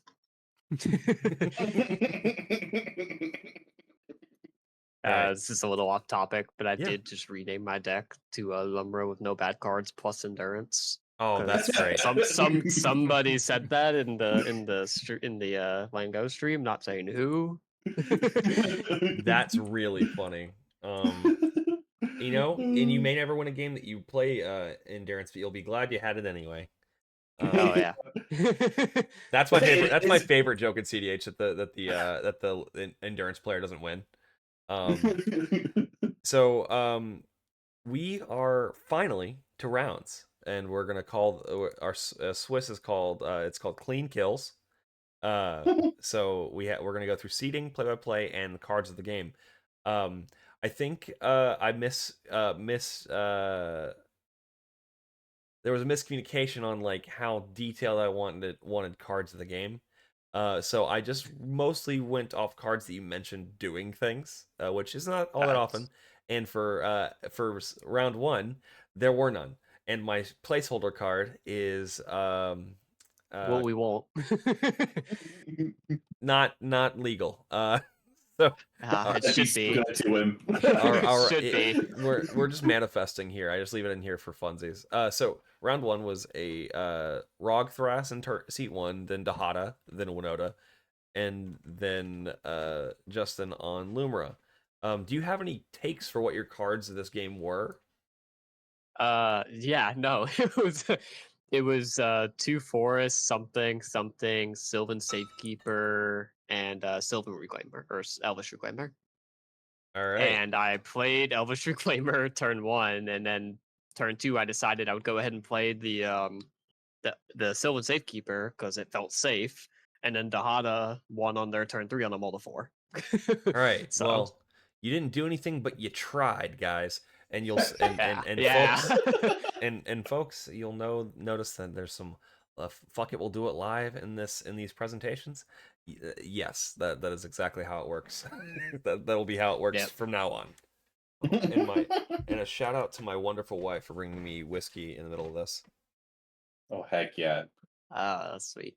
So that was quick and easy. Do you think you made any meaningful plays, or the table had anything interesting to do or say, or was it just like Dahada full send? Oh hell no! The Dahada had Dualcaster Mage and a Twin Flame on a mull to 4, and just literally just said screw it and played it. And they were like, if someone has something, cool. If not, we'll continue. Great, love that for them. That's like it's happening more often. It's happening more often. Yeah, I mean that's a good thing in my opinion. We need to have a somewhat of a shift. So I'll take it. Oh yeah. So now to round 2. This is a win. This was a Malcolm Vile in first seat, Justin on Lumra in second seat, then a Kalia in third seat, and then Marnius Calgar. Our cards of the game are 6 and the One Ring. I'm again just going off of how you mentioned the cards more than anything. Would you stick with these as your cards of the game? Oh, 100%. Let's go through it. So yeah. So this was I think I mentioned it, but this was probably the most important round for me during Swiss, because this was the round where this round and then the following round. But so with my friends and everything, I was 0-1, and I was at the point where I was like, I'm just gonna play the deck the way I know to play the deck. I'm not gonna try and take a lot of thoughts of trying to play into the tournament meta. And that helped a lot getting into that mindset. Just playing how I would normally. I didn't try to overthink about what's happening with the rest of the people in the pod. I typically just looked to keep hands that would get me somewhere early and had a piece of interaction. And that tended to work very well for me throughout the rest of the tournament. So in this pod specifically, the Malcolm Vile Smasher player had Braids, I think. Is it not Braids Cabal Minion, the other one? The one that sacks artifacts. Arisen Nightmare? Sacks, yeah, Arisen Nightmare. The one where you sack an artifact or they draw cards. So they had that in play. I had the 6 in the One Ring, and then the Marnius Calgar had this Bowmasters that was just doing everything. Right. But there was a point the turn before I attempted to win that the Kalia tried to win, and I enduranced them because no one else had anything. And then the turn I attempted to win, I was on 3 life with a 1 ring with 3 counters on it, and I couldn't tap it because of the Bowmasters. So I had to win there, or I didn't win at all. And I just got there. I think I went into it was non-deterministic for a little while, and then Gotcha. I think I hit a Lotus Cobra, or no, I hit Mirror Pool, and then I went into a normal Sun Scorched loop. Cool. And after winning that game, going into round 3, definitely changed my outlook on what I should be doing for the rest of the tournament. For those of you who don't know, timestamping is the literal most time-consuming aspect of doing videos like this. So I'm doing that while we're talking. So on to round 3. Another win. Man of many talents, Drew. Talents are just workflows, man. I gotta get it. I do so much that I have to be efficient. So Tim Necrom in seat 1, then you on in 2 for Lumra, and then another Valcom Vial, and then another Marnius. A lot of Esper. And then our cards to the game were LED and Crystal Vein. Sounds like a full send kind of win for me. But would you characterize these as your big cards? Yeah, this was the full send game of the entire tournament. I won on turn 2. Oh, I love it. So I was 1-1, and this was the point, like, I either win here, and then I decide I'll continue playing, or if I lost there, I was gonna drop at the end of the day and take the next day to just travel Nashville and do fun stuff. And I was like, I'm just gonna keep a hand that sends it. Nice. And so Crom played some stuff. Tim LeCrom played some stuff on turn 1. And then their turn 2, they played a Smothering Tithe. And I was like, okay, they're tapped out. And the other guys, I think the Marnius was on Mulda 5, and the Malcolm Vial Smasher like played a Badlands or something. So I was like, I'm just good. I just went all the way in, and I had Mirror Pool in hand. And then I had played a turn 1 amulet, and the Tim LeCrom actually after the game was like, I had a misstep, but I didn't misstep the amulet because they didn't really know what the bear did. Oh, that's rough. Yeah, and it worked out. So I played Snow Covered Crystal Vein, and I played LED, and when I cracked LED to play bear, I hit Lotus Field and some other land. And you already had Mirror Pool, so you were just like on cloud 9. Yeah, you just had it right there. Yeah, because having the Crystal Vein plus Lotus Field was just enough colorless to do it. Yep, there you go. So and so then we just went into a Mirror Pool loop. And that's what's really important about Lumra is the ability to pivot and grind when you need to, and just push when you can. It's just like it feels really good to be in like a turbo mid-range type of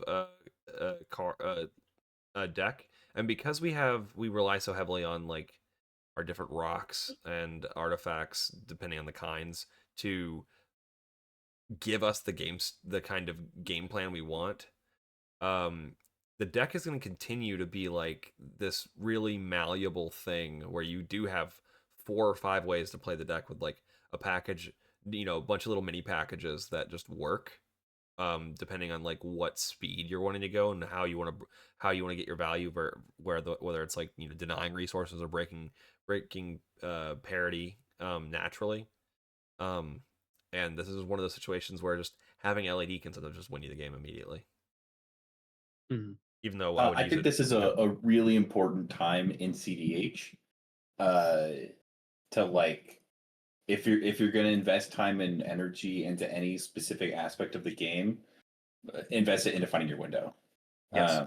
I think specifically in the next month or two, We're going to see a lot more kind of like make 'em have it style of decks or play styles. And I think that we definitely can do that, but we don't have to. And so I think that like that's something I have on my radar because I think this game is a great example of like you were like very rewarded for like kind of feeling and using your intuition to sense that like you had like a good shot of just being able to go for it. And even if the motivation may have been like I have not gotten any, Nashville hot wings yet, and I don't want to be trapped in, 80-minute games all day. But at the very least, the end result is still like sometimes you gotta just go for it. But there's a lot that goes into like just sending it because really all you're doing is getting to 6 mana and casting Lumra. But there's so much contextual information that goes into that, and if I were to give anyone any advice about like this is the one thing you should be focusing on right now, I think it would be finding your window. Yeah, no, I think specifically at the end of the tournament, the Tim the Darko player talked specifically about why they played the deck they did was because it was a deck that helped them learn to find their windows. And I can see a very similar idea with Lumra, just having that idea of you don't have to, just because the deck that we are playing is called Turbo doesn't mean we have to try to win by turn 2 and turn 3 consistently. Yeah. You don't have to sit there and play these hands and mold a 5 and 6 or mold a 5 and 4 because your 6 and 7 wasn't fast enough. You can sit on these hands that sit there and look around and be like, well, this doesn't win quickly, but it can stop other people, and then it'll always present a threat. This lesson is for the kids. Sometimes you're giving a mountain a blow, and you can just huff it all, right? You can just full send, or you can create a regular habit. and take it day by day and then see when you want to go all in, because you have options. Also, I think that's another area where I feel like I learned a lot from Alec. Is like, yes, E-zone, like when you see E-zone, that's a good indication that like you really don't need to spend a lot of time on your turn. But even if you can't like do everything at flash speed, there's still so many different ways that we can afford to pass the turn and just wait. I feel like this deck both can reward you for kind of chomping at the bit, but I think watching Alex play has also showed me a lot of ways that kind of like just waiting, see how other people kind of develop can also really, really, really, do a lot of good for you. Yeah. Just want to. I feel like sometimes you might be able to tap out for Lumra and Jam, but you could also sit back and activate your Elvish Reclaimer, your Ominous Cemetery, and that might be the right answer you need. Yeah, I mean, like, do you have like a 60% chance of like comboing off this turn, but a 100% chance of being able to successfully do it next turn? Then it all comes down to like the context of what your opponents have on board and graveyard and hands, and there's tons that go into it. But I think it's an area that deserves people's attention. And if you're like in this space where you're having a hard time, keeping up with the game, or tracking what's happening, and you have to choose one or two things to focus on, I think like dialing in on like where am I supposed to place myself in this game will just I think your investment will be well rewarded, I think. Yeah, I agree. Quick question for you there, Justin. Did you actually go get yourself some hot chicken? Oh, no. I actually went to mid as fuck. I went to the Friday night I went to a restaurant called Audrey's, and that's owned by Sean Brock, who I'm a chef, and my head chef was under Sean Brock, so I was able to go to that restaurant and kind of get the idea of like where he got his roots from, and it was really cool. Very cool. Nice. That's awesome. That's so fun. That's so wholesome. Yeah, we love that. Was the food good? Oh, it was delicious. Excellent. Glad to hear it. It's terrible. Hey man, I never take anything for granted. Yeah, that's fair. But yeah, no. I've had on good authority that hot chicken has only existed for like 12 years. It's like a thing now, but it hasn't. I don't know. My wife's from Nashville. So let's go to round 4. That is a loss. And the only card you really mentioned was the Endurance, which was like almost saved you. So let's we have a T yeah. we have a T and K, a T and K, a U on Alumra, and another Kalia. Yeah, so round 4 and 5 is where this is kind of where the time of just playing all day, traveling the day before, not sleeping great, kind of got to me.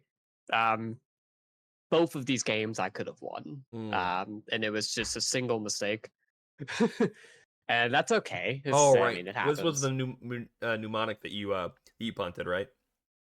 Yeah, so this was the mnemonic betrayal that I decided not to use it when he casted Mnemonic Betrayal, and I decided to wait because we knew he had Underworld Breach, but he didn't have Brain Freeze or another way to recur. But one of the opponents had Brain Freeze in their yard. So I decided to let him go for a bit and spin his wheels and use the opponent's Brain Freeze. And he happened to hit Thor Gold Tainted Pack Brain Freeze in 25 cards. Yeah, I was just like, what can I do? yeah. I probably should have just enduranced in response to Mnemonic Betrayal and not given him a chance to spin his wheels because I was immediately after him and I was sitting on Amulet of Vigor Mirror Pool line. Like they knew I had it if I untapped. It was just the fact I probably shouldn't have let him spin his wheels. I probably should have stopped it early. Well, yeah, especially since are you next in turn order basically? Yeah, I was next in turn order. Yeah, you always if it's just a like a reactive card in your hand and you're just trying to get to your turn, always do it at the safest possible moment, not the well, you don't know. Yeah, it could have been a value in attempt. Oh man, don't worry about those Grand Abolisher. Yeah. No, it was definitely that was definitely a point of like in hindsight, yeah, that was more always do it at the safest moment. It was definitely a big part of just being exhausted from the day and everything. Totally get it. I definitely should have done it before. All right. Is there anything else? And that kind of comes up again in round 5. All right. Well, we're gonna from punt to punt. We're in round 5. I believe so. Yeah. All right. 144.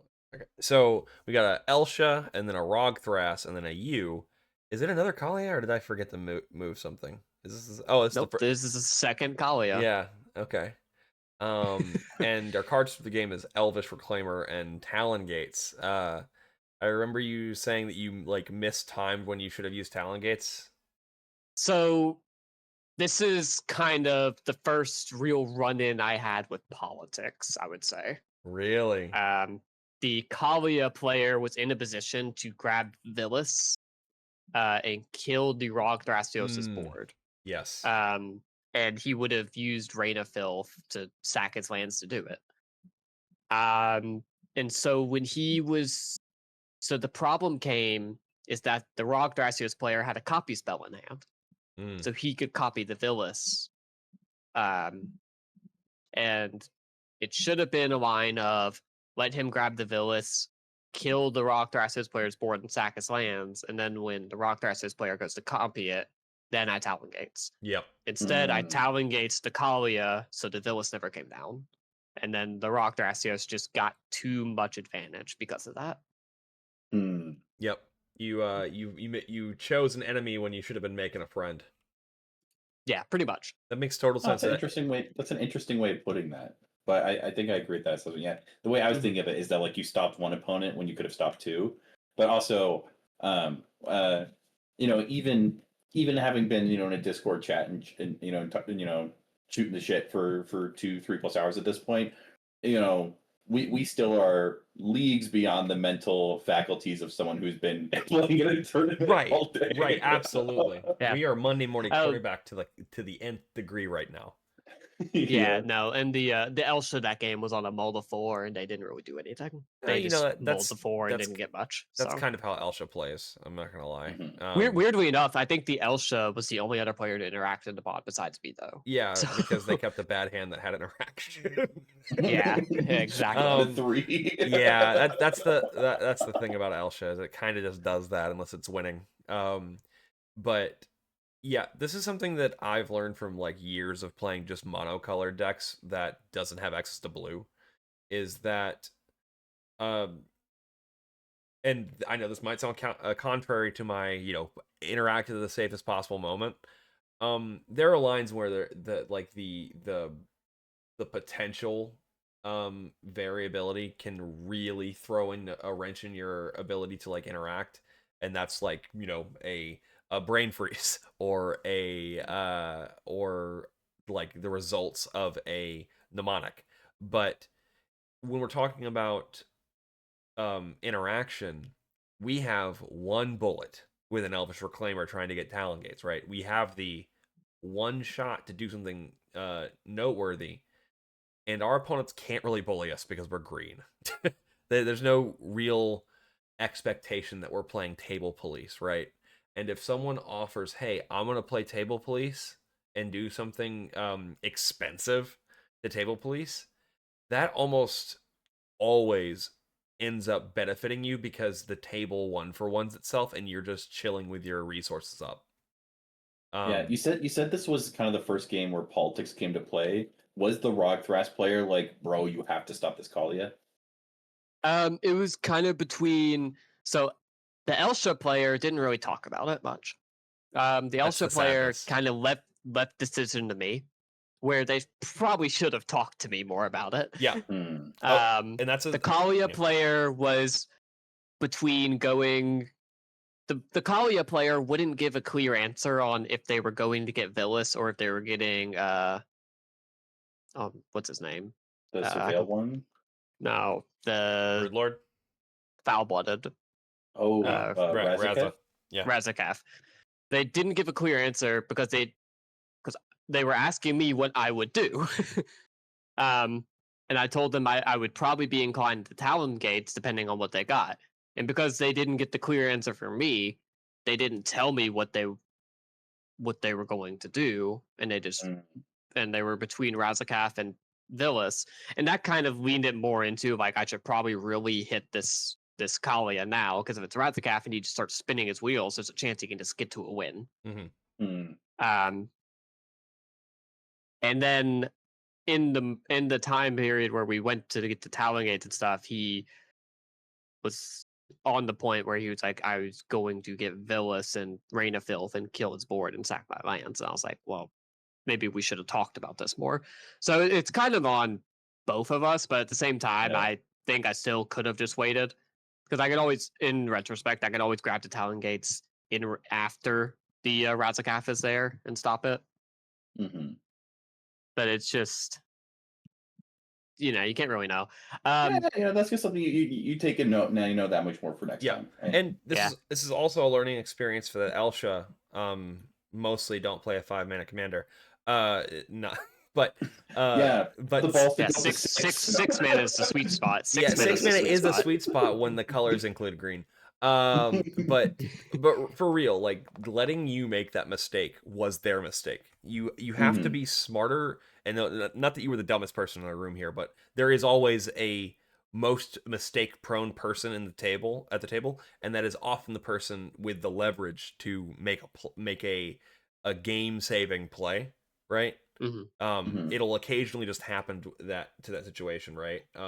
Yeah, I mean, especially if like Elsha's like kind of out of the game, they don't have like a lot of skin in that particular interaction, so they're not going to have to invest as much energy into like currying your favor as the Kalia or the Rock Thrust player might. And so I think that's a great example of like, you guys aren't an alliance. They're not going to turn it into like a 2v2 game. But I imagine if the roles were reversed and the Elsha player had the interaction and you didn't have anything, I could definitely see a world where you're like, okay, hang on, before you jump in here, how confident are you that you're making the right decision? Like, you don't have to tell me how you're going to win or anything like that. Just before you use up your one piece of interaction, just help me see the board through your eyes. And oftentimes, just having people talk out through what they're going to do. They're always like, "Oh, I don't have the mana for this," or "Oh, now that now I'm thinking about it, like this may not be the best time to interact." And it's not that like anyone is especially smarter than anyone else. It's just I tend to find that when I have the interaction, it's hard for me not to either get like a little trigger happy or just lost in the sauce because there's just so much to pay attention to. Right. and while they're not necessarily like an outside observer or an objective viewpoint, they are they are at the very least, 1% more trustworthy than the player who's actively tutoring for a gigantic demon. Right. Yeah. Especially the one that Yeah. like combo, kind of like rolls downhill immediately to a win. Mm-hmm. So not to say that you can trust any of your opponents, but that you're gonna have to do little less like legwork to find the grain of truth in what they're saying, based off the fact that they are low key out of that game. Yeah. Probably. I mean, once again, it's also so you have no idea what those 4 cards are, but Right. yeah, that's a tough situation to be in. No, they had like a swan song. I think no, they had an offer. And after the Kalia's turn, they played a One Ring, and then the Rockdraft won on their turn. So, Alec, do you find that when you jump in, do you find that you are more likely to interact too early or too late? That's a great question. I mean, obviously, 99% of the time you interact at the perfect time. Got it. He is But a wizard, after all. He arrives exactly when he means to. Yeah, but when you do make a mistake, which way is the bias towards? usually too early. It's usually too early. Yeah. Yeah, I mean, because you don't have full information generally of what's in your opponent's hands, right? So I would say the mistakes are usually made too early. Yeah, same. I think the mistake is usually either like one, I haven't thought through the interaction enough, and so I like overpay for an effect. Yep. Or I will just like use I'll take myself off 1 more mana than I have to, right? And that ends up being like what bites me in the ass. Or I have this feeling that I have a read on the table, and then after I interact, and suddenly the player who's been passing priority for an hour suddenly puts a board upon the one on the stack. I'm like, dang it! Those are usually, I think, more likely than like, oh, I was supposed to endurance later. But Yeah, something I keep repeating to myself when I'm playing is just because you can doesn't mean you should. Right. It helps me sit back and relax a little bit more and really analyze the board state. Yeah, I definitely tend to interact more early. Yeah. So, but like it makes sense. I mean, sometimes if I have interaction, I want to like absolve myself of responsibility as quickly as possible. Especially if it's like later in the day. I don't feel like trying to mind read this random Mardu player. I just want to get this Talon Gates out of my hand so that I can go to bed. That's totally reason. Our brain starts making like those like unfortunate compromises with like in our own intelligence. You just start making you just start making odd choices based on things that are not related to the game, like hunger. Absolutely. So I'll say again, Magda has taught me many things, and that is to sandbag like you are preparing for a tsunami. Like you are the literal last line of defense, and that's not to say you pass on things that are going to cascade into problems, but it means you are going to be very, very insistent that you got nothing to deal with this, or you were going to look at those other players like you are a small baby who cannot be responsible for anything because you are just a bear. And it's their responsible. They brought the blue to the table. It's their problem, right? You gotta just really make sure they know that it is their problem, not yours. Yeah, I think that's a big point of like contention on why I didn't bring anything with blue to this tournament. Is playing blue, a big part of it is you have to know a lot of your points of lines on when to interact and what spell you should use to interact. Yep. And you kind of just don't care as much when you play this. Yeah, no, honestly, playing Dimir Control, Shorkai, Wheeliod, just it's so nerve-wracking. It is so stressful. Whereas, like, sure, you're kind of happy-go-lucky until you're in the tank, and we'll get into that. But yeah, no, it's a it's a completely different game when you just don't really have the onus on you to be the responsible player. Even if you have the ability, it's not your problem because you only have 1/4 of the card pool the partner deck has. It's their job to bring the card quality and the interaction. That is they have 4-color privilege, and that is their lot in life. All right, let's move on to the last round of Swiss. There's 7 rounds. Oh, actually. the second to last round of Swiss. Do I have a? I do. Okay, we're good. Just making sure I did it. All right, yeah, because of course you have a third win. So we have round 6. We have a Thras Yoshi. Love that. Then you on Lumra. Then Loot the Pathfinder. Another 5-mana commander. He gets to be 5 mana. He has green in him. And then a Rock Thras. Cards of the game were Sylvan and Lotus Cobra. So do we want to talk about that? How did the game go for you? Other than the win? Yeah, no, so this game was a fairly simple game. I didn't really get interacted with, and no one else tried to win before me. The problem with this game was the Yoshimaru Thrasios player really wanted me to play out the line. Because it was technically non-deterministic. But I was generating, I believe, before he agreed that it was a loop, I think I was generating 72 green mana per Lumra cast. Yeah. And eventually at that point, he was like, okay, you have infinite green or something. He eventually agreed that, like, with the 300 plus that the loot player was keeping up with for me, that I had enough to kill him with Sunscorched Desert. And I was like, okay, I'm going to kill you with Sunscorched Desert so we can get up and leave. Because I think it took almost... I think I went into the turn with around 60 minutes left in time, and we didn't get up until about 20-ish minutes left. Because he just wanted me to play it out. And I was like, I mean, I completely understood. Being at round 6, this is the breaking point for pretty much all of us, like, to have a chance at top 16. I understood, like, I didn't have a problem with playing it out, but it was definitely a headache of just having to sit there and do the same thing for 30 plus minutes.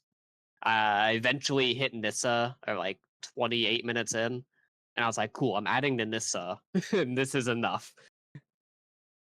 Yeah. Yeah, no, there you go. I mean, and like, Yeah. are you infinite yet? No.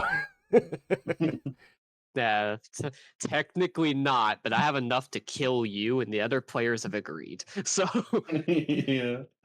how relevant was the loot in the game? I don't remember, so not at all. Sounds about right. I don't really. I don't think he really. I think it was the turn before he was probably looking to go off that I won. Because he had just cast loot, but he hadn't really done any of the exhaust stuff yet. It was kind of my window of that he was tapped out. He couldn't do the loot deals 3 damage to a target and stuff like that. And that was kind of my window of, like, I don't know what he's going to try to do next turn, but it can't be good if he's casting loot and passing. So I'm gonna take my window now and try to go for it. Okay.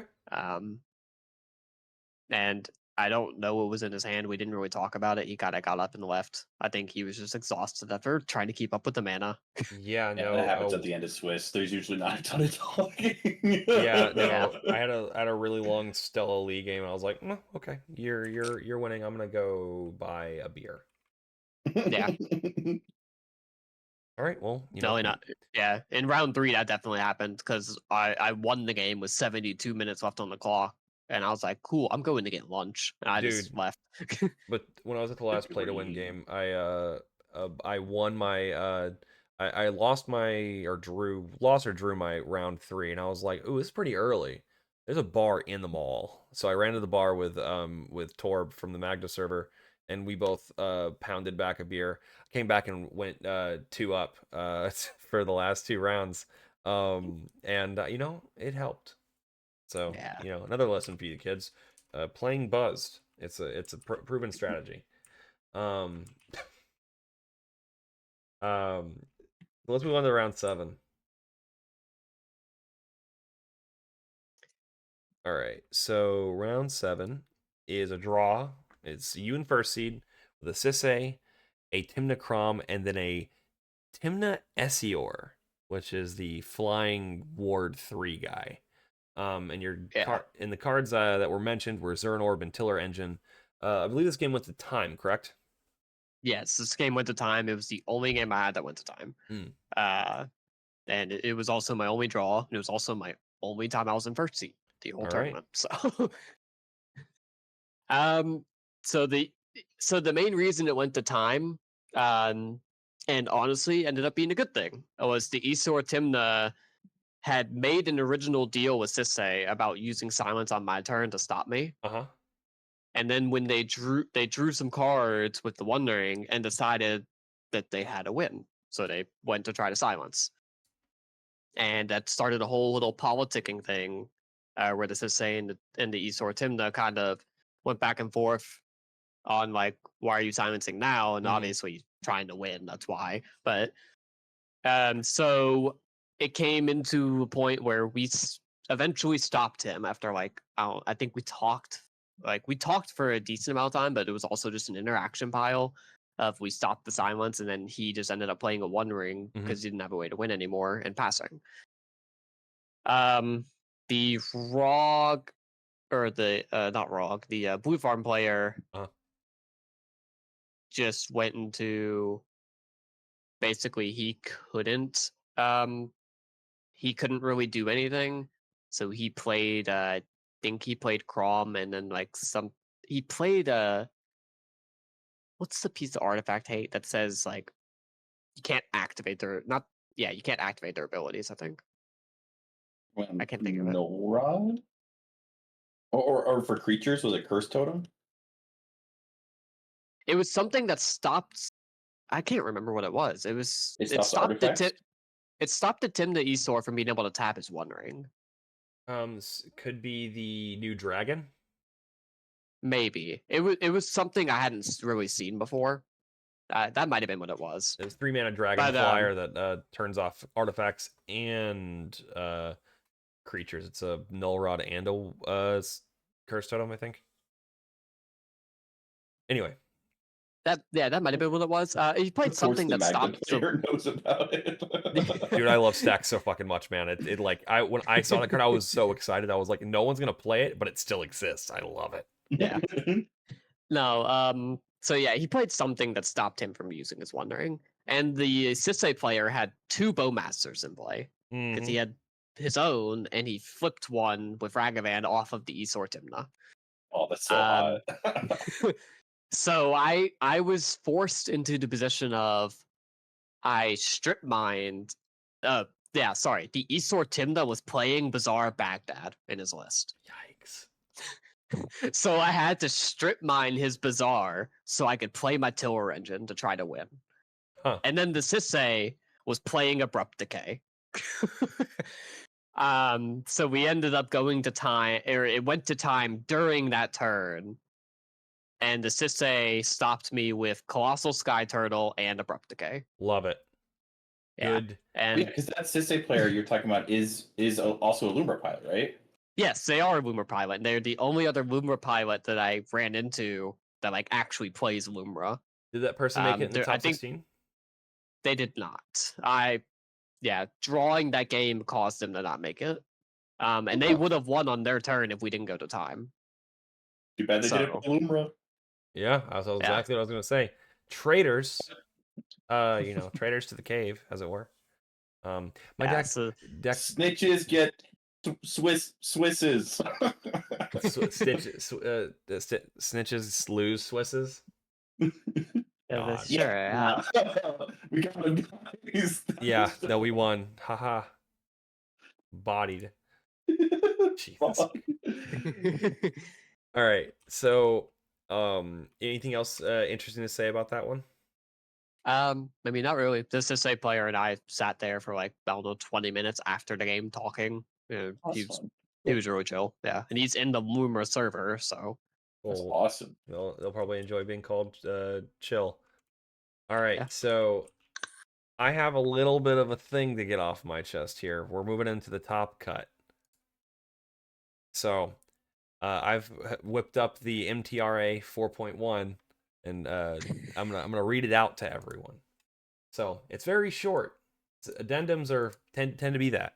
So MTRA is the addendum for from Top Deck specifically for all Top Deck tournaments that to use to basically manage the unmanaged aspects of Commander and competitive Commander that don't fall into the purview of or aren't easily worked into the normal MTR that Wizards produced. So this is the MTRA, and each line item references a section, a subsection of the MTR, and this is 4.1, which is relating to player communication, and it'll be very clear why this is important, and we might readdress it once we get there. But I'm going to read it. The active player may request the table to stop excessively influencing game actions to progress play. Failure to do so may result in an unsporting conduct minor penalty. An unsporting conduct minor penalty typically results in a turn skip, if I remember correctly. So what does this mean for us? As players with a complicated layered combo deck that tends to be hard to interact with, but hard to execute, it means they have really only one way sometimes to angle shoot a win, and I call it angle shooting for a reason. And I'm not that's not necessarily relating to the upcoming round, but it might be, and this is why it needs to be talked about. It will come up if someone is talking over your combo turn, making no real. They're just yapping, and there's nothing they can do. No, everyone's basically saying, "Hey, we're F6, and we'll just watch them pull it off."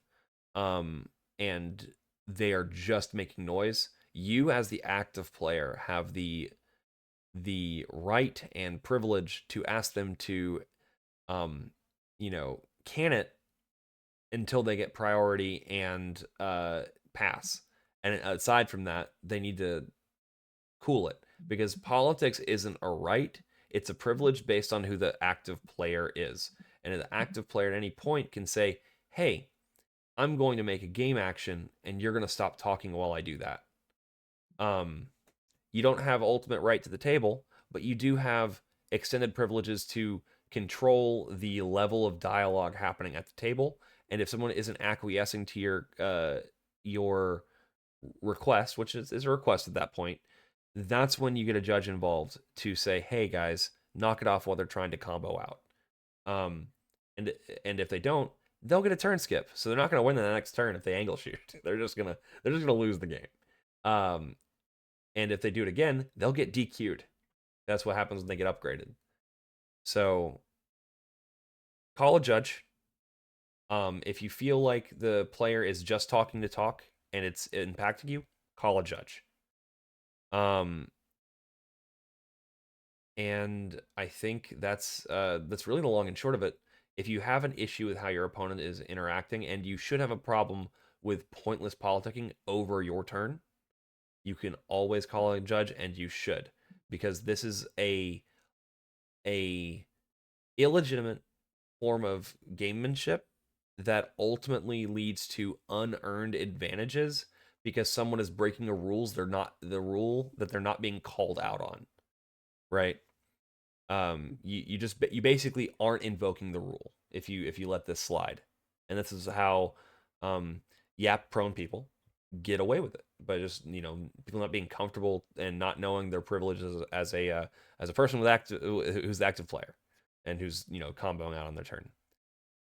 That's my soapbox. That's how I think everything I've said would more or less be mirrored by any judge that I've heard talk about the issue, like that we have the tools to manage this problem.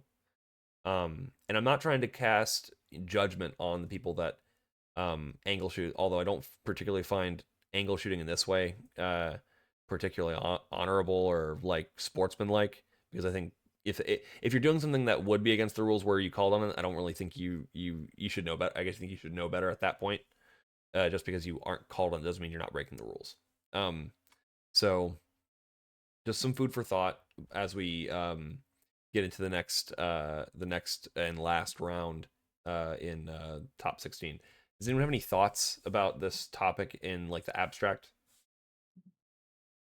So I think the overall agenda of this rule, I think players should definitely utilize this. We'll see in this next discussion that I really did not utilize it, and it does end up being a problem. But I think overall, just the course of this entire weekend, there was a lot of other things that happened that also that this rule could have solved. Oh, yeah. You know, I'm okay talking about this part because I've delved into it enough to say, any TO that doesn't have, I mean, this is more of a slow play problem. I'm not gonna say that politicking. I don't think that if all the players are comfortable with the level of politicking happening and no one is actively having a problem with it, so no one is going to call this slow play because everyone thinks it's kind of in their best interest to keep this political wheel turning until, I don't know, 7 a.m. That's not really a matter for the 4.1. There are other elements of slow play, and I can't remember what the word is when it's not like it's not specifically slow play, but the tournament organizer is like someone needs to make a game action, otherwise there'll be a game delay penalty. But TOs need to be really conscientious about enforcing it and making sure that politicking isn't overtaking a game of rules and Magic the Gathering.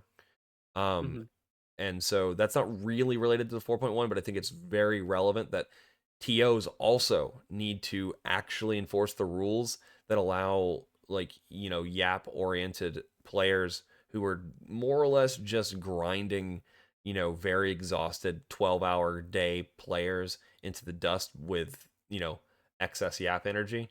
I think they know these people are getting an unearned advantage because they're unwilling to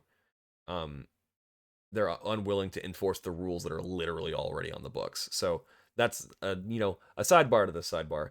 We really do need to make sure players are making game actions in reasonable amounts of time, and that when players have a reasonable amount of time in the tank, that they are not being interrupted constantly by someone who is just trying to angle shoot or doesn't realize that they're operating on a you know, taking up way more of the, you know, conversational space than they should be allowed. And I pass it back to the group if they have any more thoughts. Particularly, it's completely unrelated. Sure. I just want to put a lighter note. Yeah, please. I love the PowerPoint background. I just noticed the bears like in the cloud and in the mountain. This is actually a magic card called. This is a magic card called Bearscape.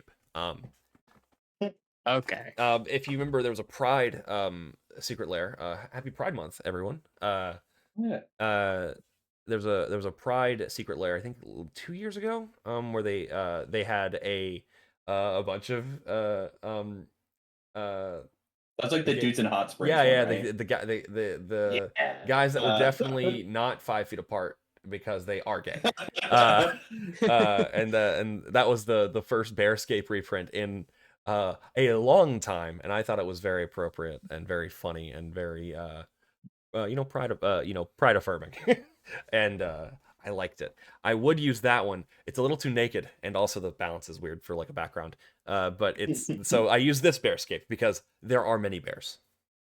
I think I haven't counted to kind them. of like try to summarize the game. It was a 4.5 hour game. Essentially, like, Justin, you were in a position where I think you kind of going off of a combination of things we talked about earlier. Can we get to like the actual like setup for the game before we press on? Yeah. That's fine. Yeah, absolutely happy to move on to the game. I also just want to respect Alex's time. Oh, you're fine. Yep. All right, let's pop on. Fair. Let's crack on. All right, so so top 16, it's Rog Thras, then Rog Sai, then Rog Thras, then Lumra. Cards of the game were Strip Mine, Gyre Reach, Endurance, and Boseiju. And I will turn it over to the Eric to give us the lowdown. Oh, just that I think that like this game was streamed. I think Justin did a fantastic job, and I would definitely feel very comfortable. While it is a very long game, I think showing it to like newer pilots as a great way of how to play the deck in a situation like that. Because I think you did a great job exercising like patience and putting out value pieces, as well as like there were some mistakes that you made, but none of them were like big or crucial. They're just the little optimizations that, like the reason, like other Loomer pilots spot them is because they're the same mistakes we make hundreds of times. Right. But essentially I think what Drew was referencing was you were in a position where you had a relatively well protected win attempt. And while you were going through your win attempt, two of your opponents were like very vocal. They weren't like bullying or pushing, but they were saying things like, "Oh, so next you're going to cast Lumra and pay X amount of mana," or like when you cast Nature's Rhythm, they were like, and you're harmonizing with like Lumra, right? So and so what was that like from your perspective? Okay, so the Nature's Rhythm harmonizing with Lumra, I did not know I could say one. That's actually just a thing I did not know at the time. Oh yeah. Do you think to harmonize it with the Aftermath analyst, or I mean, what's good? That's also the type of like you're 4 hours in at that point, like. Yeah. My plan was to grab a Shaya. Oh, that's so interesting. That makes sense. That makes sense. I thought you were going for a Safekeeper. Oh no, that makes a ton of sense. In retrospect, I probably could have gone for Safekeeper and just sacked lands and made the more mana and gone that way, and probably would have been safer if I'd known being able to call one on the Nature's Rhythm. But also can't really know that the Rog Sai is sitting on a flare of duplication. Yeah. Like, to go for his own win attempt. That was something, and if he had done it, hats off to him. So that would have been crazy. Like that's I think their name was Dexter, right? Like pretty young guy. Like hats off to them. They tried going for it early, they got shut down. And then the fact that they like narrowly were able to get back in the game is and that the him going for his win, the one large mistake of this game was endurancing in response to Cabal Ritual. I should have waited. I kind of put him on having Beseech Demira in that case, because I didn't know what other tutor he would have that he would have the mana to go for everything. Because if I remember at the time, he didn't have red mana open to play the Underworld Breach. I may have just counted it wrong, but I thought he only had access to black mana, so I assumed it might have been Beseech Demira to sack an artifact and get the Underworld Breach into play. It turned out it was something else, and I think he was just trying to spin his wheels to get the Necrodominance in play and draw with the Necrodominance.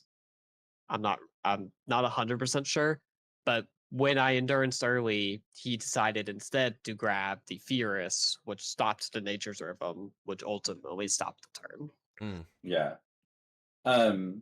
So zooming out before we kind of like pivot towards Alex and his tournament experience. Now that you, because you mentioned that you went back and watched the game, what was your experience during it of like the relationship between you and your opponents, and then looking back on it, how do you feel about it now? Are there not just like game actions, but kind of specifically what Drew was talking about? Like, do you wish you had called it judge? Do you like no, I don't think that actually made that big a difference, or I'm really curious. Yeah. So from my perspective, sitting down, and I think I've iterated this to the group I went with and other people outside of here. That was one of the most fun games of Magic I've ever played. That's great. That's awesome. I understand where people watch it. Since I've watched the game, I understand where people are coming from, saying that the opponents were influencing line of plays or they were talking too much and everything. But overall, a lot of that game was a lot of fun. There were definitely points where people were getting frustrated with each other. That did happen. But there were also points where we were making jokes about Rogside being on a 30-turn clock with Banabalt because there was so much where we were just sitting there passing. Yeah, it was a slow game. Yeah, no, and he went from like 38 life to 29 before like stuff started really happening again. There was a point where he took like 9 damage from just Mana Vault, so we started joking about it. But I mean, overall, it was a very good game. I don't really have any problems with everything that happened. I do agree that probably we should talk more about the 4.1, and I maybe should have brought it up at certain points. Right. But I think overall, I think it's a great thing for people that watch the game and for people that listen to this is to learn, is to use your rights as a player. Yep. Because it's not. It's a. You know, it's basically showing someone, hey, actually, you're parking like a jackass, but you may not know that there's actual norms for how we park. So here's how you park, right? It's not like I'm calling the police. It's actually I have the right to say maybe don't park in my parking spot kind of thing. And because just to clarify, like it's not against the rules to politic.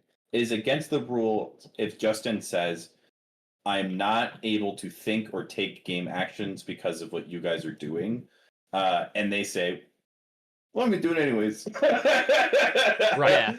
Yeah. And so that's where, like, especially like in top pods, like you have to use every aspect of the CDH game to your advantage.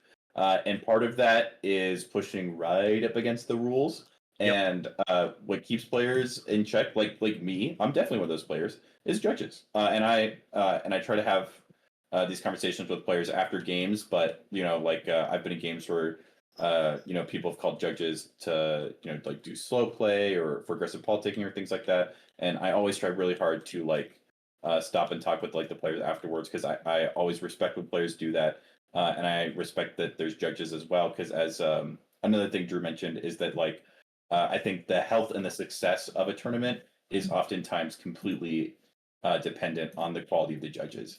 And so, that's in the same way that a judge can't tell you oh, you should be tutoring for this creature. A judge also can't tell you hey, you're letting your opponents talk too much. Right.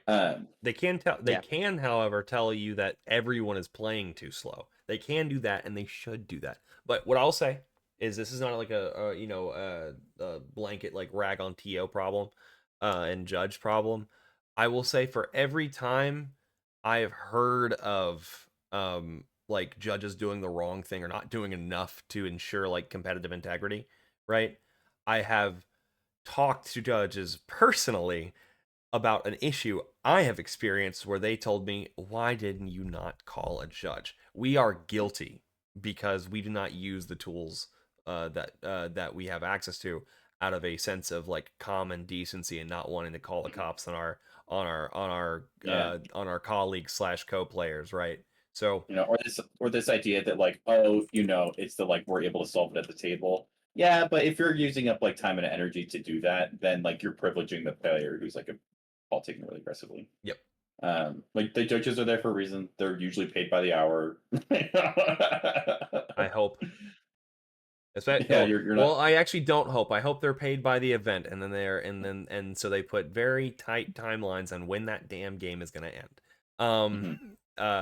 Speaking of tight timelines. Yes. Yeah. Sorry. Okay. So I would normally hop over to talking about lessons learned, but I do want to talk to Alec a little bit about his experience before we do that. So how about this? Alec, why don't you tell us how you felt about your tournament experience overall? We'll be brief. We'll do overviews and just your thoughts, and maybe lean into the lessons learned aspect of it. Yeah, I think we kind of touched on it a little earlier. I had a great experience overall. I should start with that. I think all of my games were really fun, and I learned a hell of a lot from each one of them. But we touched on it a little bit earlier, and I tend to react too early. And in my final game, I ended up using an Eldrazi Confluence to get me 3 Scions, and I never do that.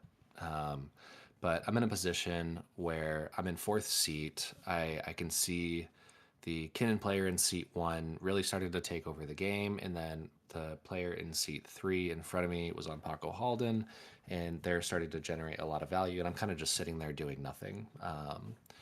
And so I knew that if I cast my Eldrazi Confluence, I'm able to get my Cradle out, I'm able to get my Blossoming Tortoise out, and I'm able to start generating some actual value in this game. That was my main problem. Is it's not that I wasn't in the game when I'm sorry. The casting the Blossoming Tortoise was not what was going to get me in that game. It was holding up that Eldrazi Confluence. In hindsight's 2020, of course, but Kidden was able to interact with the Paco Halden on the end of my turn, and Paco Halden used their one piece of interaction to deflecting Swatapongify to my Blossoming Tortoise. So, long story short, it did me no good in the first place, right? And then Kinnan was able to untap and go get the Basalt Monolith and win. Whereas if I had the Eldrazi Confluence, it would have dealt with the problem. Yeah. So yeah, I mean, to keep it pretty short and simple, like wait for the right opportunity, and it'll present itself, and try to keep your patience. It might seem like you're not participating in the game sometimes, especially while playing Lumra, but you're everyone's a participant, and eventually your window will present itself. And normally I play that way, but for some reason during this tournament, I got a little hasty, maybe a little too antsy, and started to push when I shouldn't have. So. Yeah, I know you were talking about that in the one of the channels earlier, but you were talking about how a lot of the stuff you learned wasn't necessarily Lumra specific, but it was like tournament specific. If you were learning how to like play differently inside of like a tournament space. I would be super curious to hear what are some other ways, because you play like a lot of Magic. You're always grinding games. What are some of the other ways that as you're starting to like play more tournaments or bigger events, they recognize that you either need to adjust your playstyle or your mindset, or even just like little things that you need to like make sure you remind yourself as you go into each pod, each game of like, I'm in a tournament, I have to make sure I remember this. Like, what are some of those things? I would probably just say that,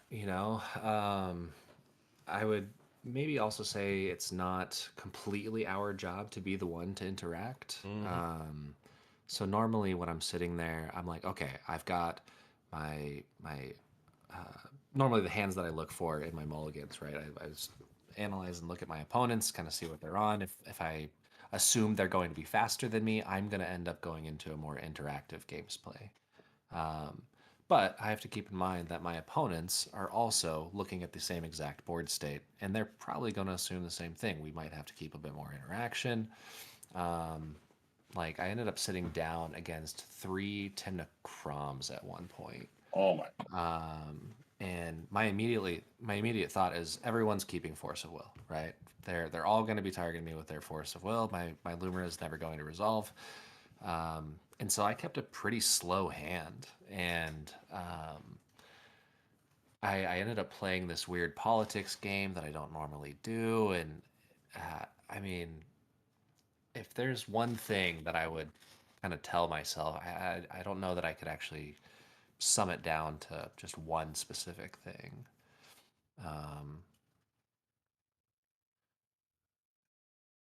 Yeah, I don't know how I would answer that. If I'm being honest, It's a complicated thing. I think I'm still caught by surprise stuff that happens in tournaments, and sometimes it's really complicated, like hyper specific card interactions I never thought I would ever in a million years like have to know. And other times it's just something as simple as like, wow, I really should have been drinking more water. Yeah. And I think it's so important just across the board, both with yourself, but also I know Just was talking about how he went with a group of people to kind of have people you can kind of like let the walls down and be like, I feel like I was just not myself, or I was not playing the way I usually play. Like, can you help me out here? Like, did you notice anything? And sometimes they'll be able to offer like really high levels of critique. Like, I noticed there were a couple times you jumped priority, and that's not something you typically do. I wonder if you were antsy because of how the last game went, or other times they may give you the most surface level, like barely aesthetic critique of like, I don't know, maybe you're just tired. and that whole spectrum of information is relevant, because like that's what separates the goods from the greats, is that 1%. And so just giving yourself the grace and compassion to like need to grow and get better just like everyone else. Yeah. And I think one of the other things too during the tournament, just kind of not playing like myself, I never reveal information to my opponents. Then I sit down at a tournament. I'm like, hey, here's my hand. Check it out. And I find that to be kind of an interesting thing. I don't know why I do that. They're always scared of Loomer, of course. You sit down and you see this berry and you don't know quite how it works. And I'll tell people how it works. It's like, hey, this is what you got to watch out for. This is what you got to be scared of. But I also won't tell them that I'm sitting on my Song of the Dryads and Vesuva. Yeah. I'll give them bits and pieces, but I'm not going to give them the whole pie, right? Yeah. No, that's I imagine that like a lot of people can probably share with that experience of like, oh, like I was playing a deck I've played 100 times, but I played differently than I ever did before, and like not in a good way. Yeah. And it's not always negative. Like there's definitely situations where tournaments can push you to play beyond your current capacity, and that causes you to grow and extend into new areas, and it is a very positive thing. But in other ways, it can be an indicator of where we go in stress, or when we're pushed to our limits, what we rely on when our reserves are empty, when we're running on fumes. And I think those are some of the most important moments to kind of set aside and let yourself learn from, as long as you're able to do so with a compassionate eye. Because I think it's really, really easy to beat yourself up and walk away from, your last game in Swiss being, just inches away from making top cut. And especially if it's a big tournament, there's a lot of money on the line. It can be really, really hard, but the more that you're able to, just cool, calm, and collected, either in the game, be like, am I supposed to cast this endurance? Or after the tournament, be like, time for like critiquing myself is going to come. Right now, I'm just going to focus on celebrating the fact that I won my first 2 games. And, even though I was pushed past my limits, when I was in the zone, when I was in my, playing most like myself, I was dominating. And that deserves a beer or something. Yeah, no, absolutely. Finding the small wins is very important. Learning from the L's, and it's impossible. Like athletes, you see potential and you see unmet potential, and you are frustrated by the mismatch there. Yeah, and that's that's just like you said, learning from the losses. That's definitely where I find the most growth. I think everyone can relate to that. So take it with. Oh, sorry. No, you. I was just gonna say that I don't know who mentioned it. It was Eric that mentioned that you sometimes discover something in during tournaments, and I think there is a degree of untapped potential in this like space of kind of something between like gamesmanship and politicking. Um, in the play to win event, I basically set rules for the table. I kind of like set some serious like I have these gold saber tooth treasures. These are the treasures I play with. I have this one like foil saber tooth treasure. This is the one that I'm winning with. If you don't see it, I'm not winning. So don't over target me unless you see this treasure.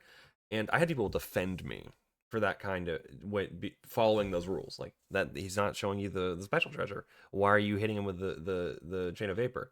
And this may be this might sound strange because I'm talking about Magda. But what I'm trying to say is that years went by before I thought, hey, if I have a winning treasure and they are like conditioned to see that one as dangerous and the other ones as not dangerous, am I extending my plays without reprisal for longer?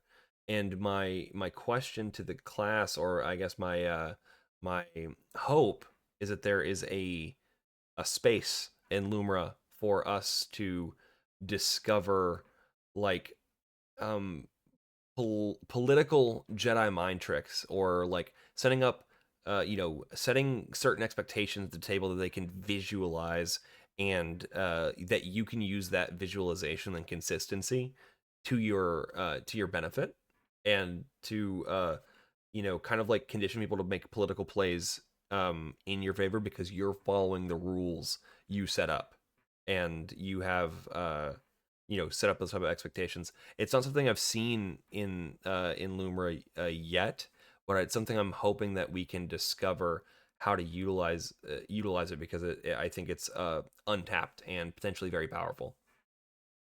Yeah, I think that like one thing I heard from my dad actually is that like the most important thing in communication isn't making sure that you can be understood, it's making sure that you cannot be misunderstood. And I think playing Lumra has really forced me to come to grips with the fact that oftentimes I'm not nearly as strong of a communicator as I think I am, because on my mind I'm like, oh, I'm giving them all the information they need to see that like I'm not doing anything. But if I'm willing to dig a little bit deeper and take a little bit more responsibility for the dynamics present at the table, recognize that there's a lot going on. And, I think in many ways we still haven't quite cracked the code on the right amount of information or the right way to give stuff to our opponents so that the door opens just a little for us to get through, but not so much for our opponents to get through. And I think that would be an area where, as Lumber pilots, we can really learn a lot from each other and grow, not just as individuals, but as a community. Because as Justin or Alec or Drew, you guys play in tournaments, I can listen and talk to you and be like, oh, this works really, really well, or this didn't work that well at all. And that's a way that we can all kind of like work together to take a step forward. And if it helps one of us, it helps all of us. Right. And so I guess encourage everyone to look for ways to represent their game state in a way where you manage people's expectations better than they need you to, so that you feel more safe, they feel more safe, and you have a little bit more leeway. And I think that's the goal of politicking in my mind. Is we're an inevitable deck. We don't need them to do things for us necessarily. We just need them to not do things to us. Speaking of the we're inevitable thing, my roommate put together a lovely image of Lumra with an Infinity Gauntlet. Yes. Yeah. And I'm getting that printed on the sleeves. Very good. Excellent. Perfectly balanced, as all things should be. Yeah. That's one thing I do love about Lumra. It's the inevitability. Yeah. Mm-hmm. And the resilience. Like, it can, not only can you trust that it's going to get there, but it can get there through like a lot of shit. Yeah, absolutely. Yeah. So as we're some of them being your own shits. Yeah. So severe misplays again and again and again. Yeah. So as we're getting closer to the end of this episode, I know it sounded like, Alec, you had a bit of a hard time stop. Hard time stop, I'm sorry? Like a hard cut. Like you had a time you needed to jump, or was that just Eric's just being considerate? Oh. No. Oh, okay. Oh, heck yeah. All right, cool. Then All we'll right, just 2 more hours. No, oh God. No. Okay, hold on.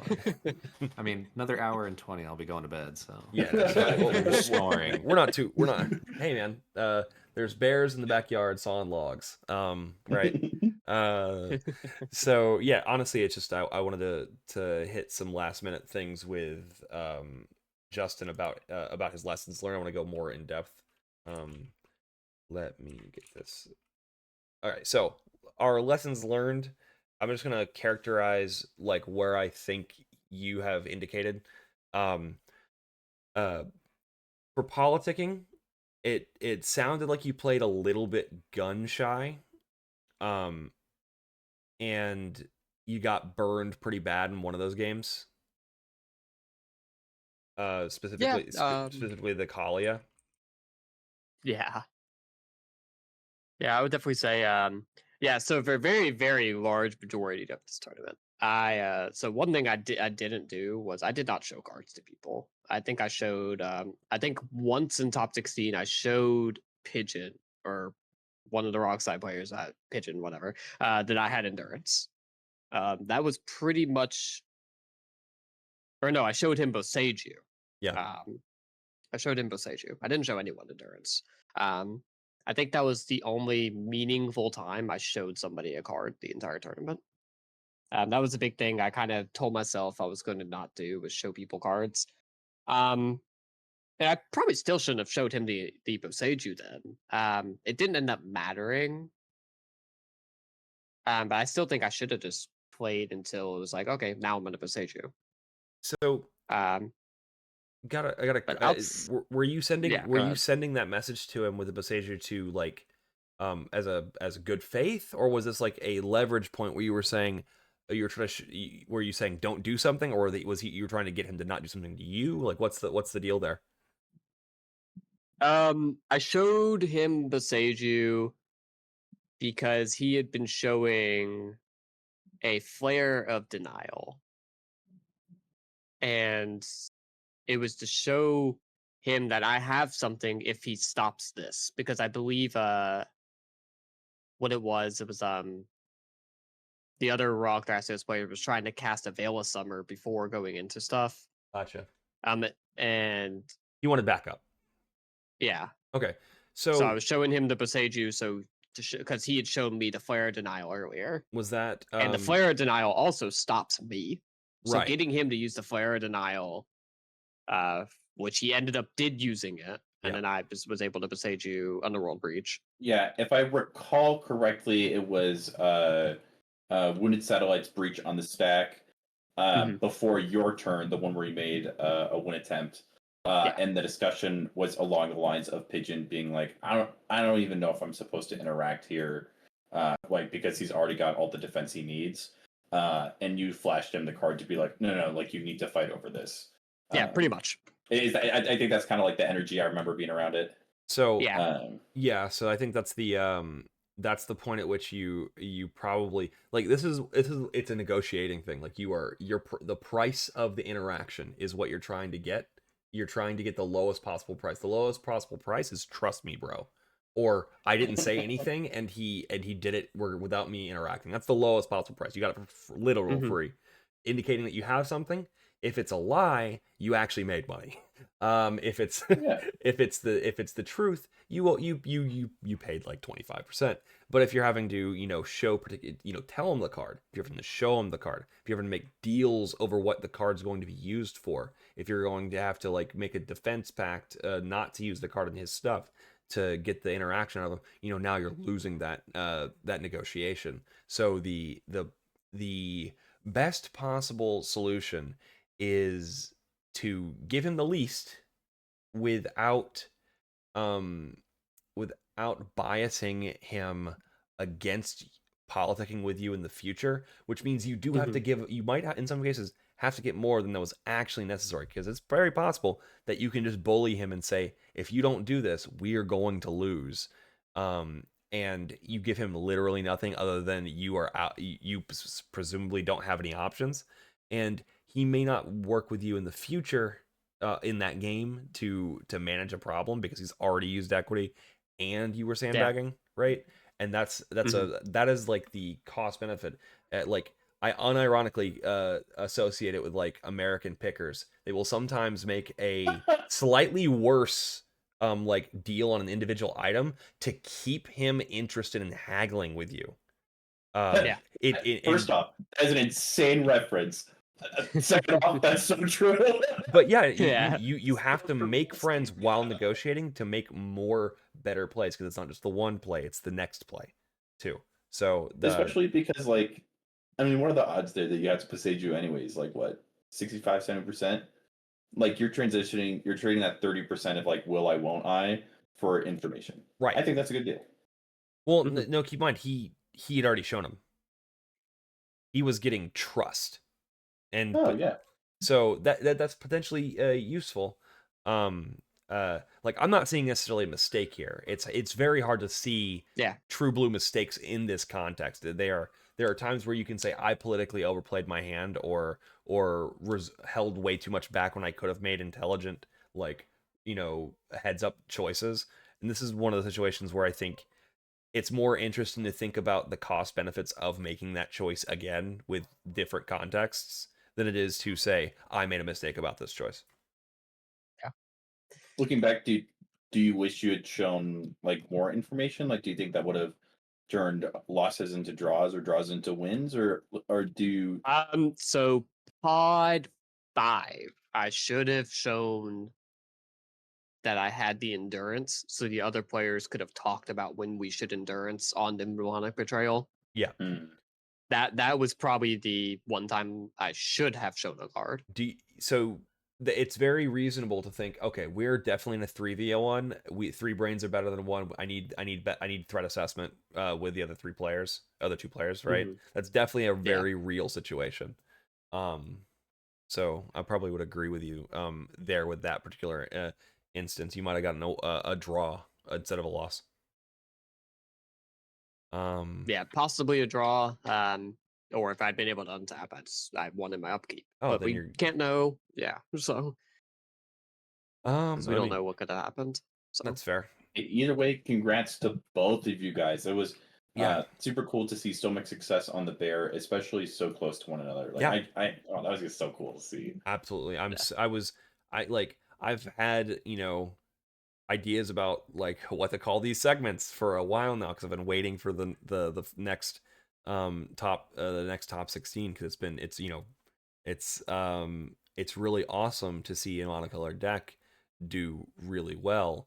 And honestly, just pilot experience being, like, the big differentiation, like, you making a few different choices, a few choices differently, like, does some serious pulls a lot of weight on, like, what happens in this tournament. And a lot of that's just borne out by experience and the lessons you've learned from this one tournament. So, like, the sky's the limit as far as the bear is concerned, in my opinion. Was there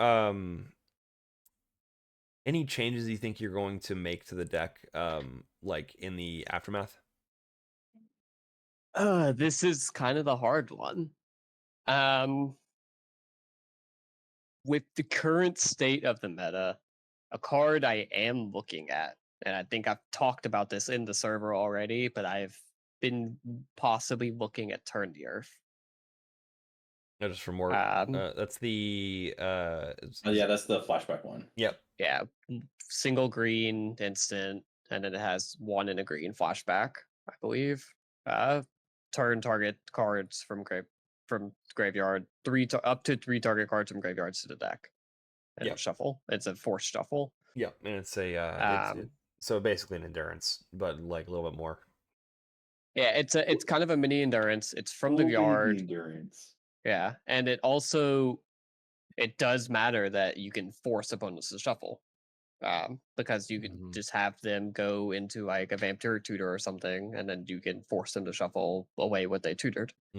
But it also is a way to stop underworld breach lines, and in a very extreme case, it can stop a Thassa's Oracle then, because you shuffle 3 cards back into their yard and they miss the devotion by 1, but that's not as common.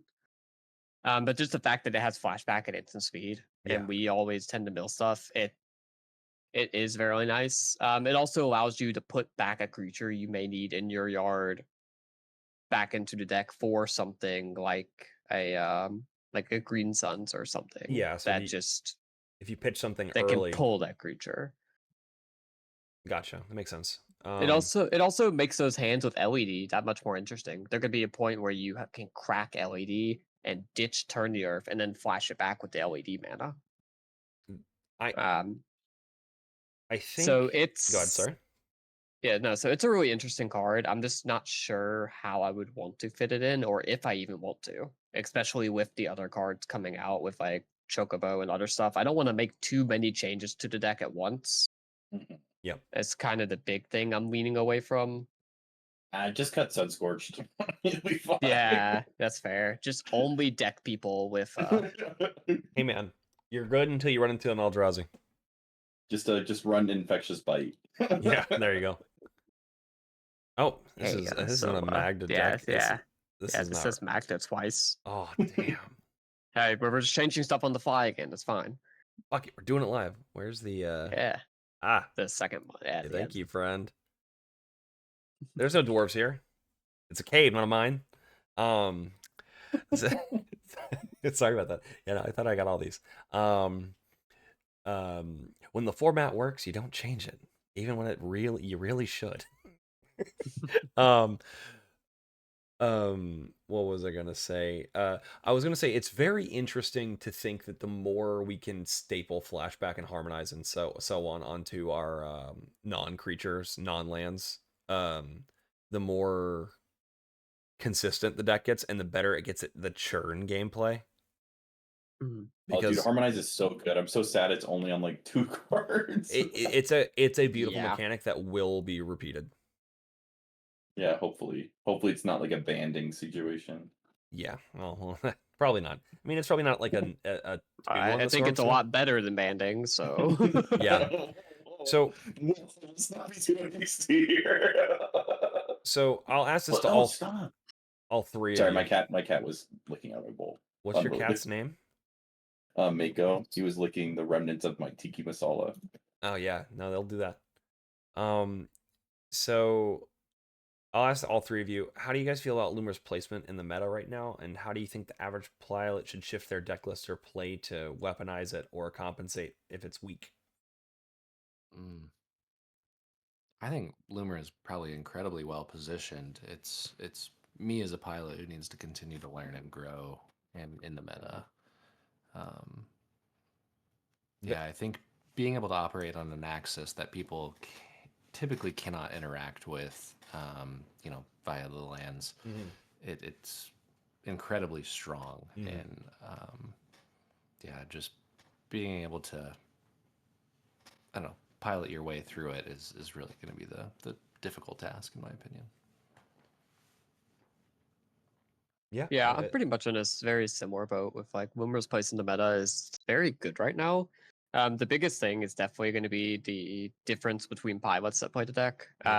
Also, just understanding, like, a big part is understanding the pod composition you're in. Like, what decks are faster than you? Like, do I need to keep a hand that has this one piece of interaction for a rock side that could win before I attempt to do something? Eric? Yeah, I think I agree with both of those sentiments. Like, as cheap as it may sound, all these months later, I still find like pilot skill being one of the biggest hurdles I have. Lumra definitely deserves a way better pilot than me, but the deck's just too much fun, so I keep playing it anyways. And so just consistently trying to find as many like little ways of improving or getting better, just so you can always be moving forward, even if it's only a 0.5% or a fraction of a fraction of a fraction of a percent. I feel like especially if you're in mono green, it's all about playing the long game. And ideally, we all want to be here still piling Lumra, a year from now or 2 years from now. Yeah. So that's definitely one thing I think I'm focusing on in particular, as opposed to in the meta. I think that like turbo decks are going to continue getting better, but I think we're definitely still in a spot where you have to be able to have a very robust mid-range backup plan in order to be able to confidently and competently navigate the vast majority of CDH games you may play in, especially in a tournament setting, which I think the most current builds of Lumra are able to do. I've always been a little bit suspicious of the super duper heavy stacks version of it, but that's just me personally. I'm not a huge stacks player, and I can definitely see ways or maybe specific like geographic places where players can kind of move into that more kind of like stacksy, like you don't get to do anything, strip mine, strip mine, strip mine. But more than likely, I see the ability for Lumra to be able to cast LED on turn 1, as well as Blossoming Tortoise on turn 3, as like its biggest strengths right now. Yeah, I tend to agree. I think it's also very strong, and I also think it is very much a IQ check, whether you're going to do well or not. I think it's a. I don't think it needs. I don't think it's as political a deck as like Magda, for example, because Magda you need to stop people from doing things to you rather than doing things for you. Like to exist.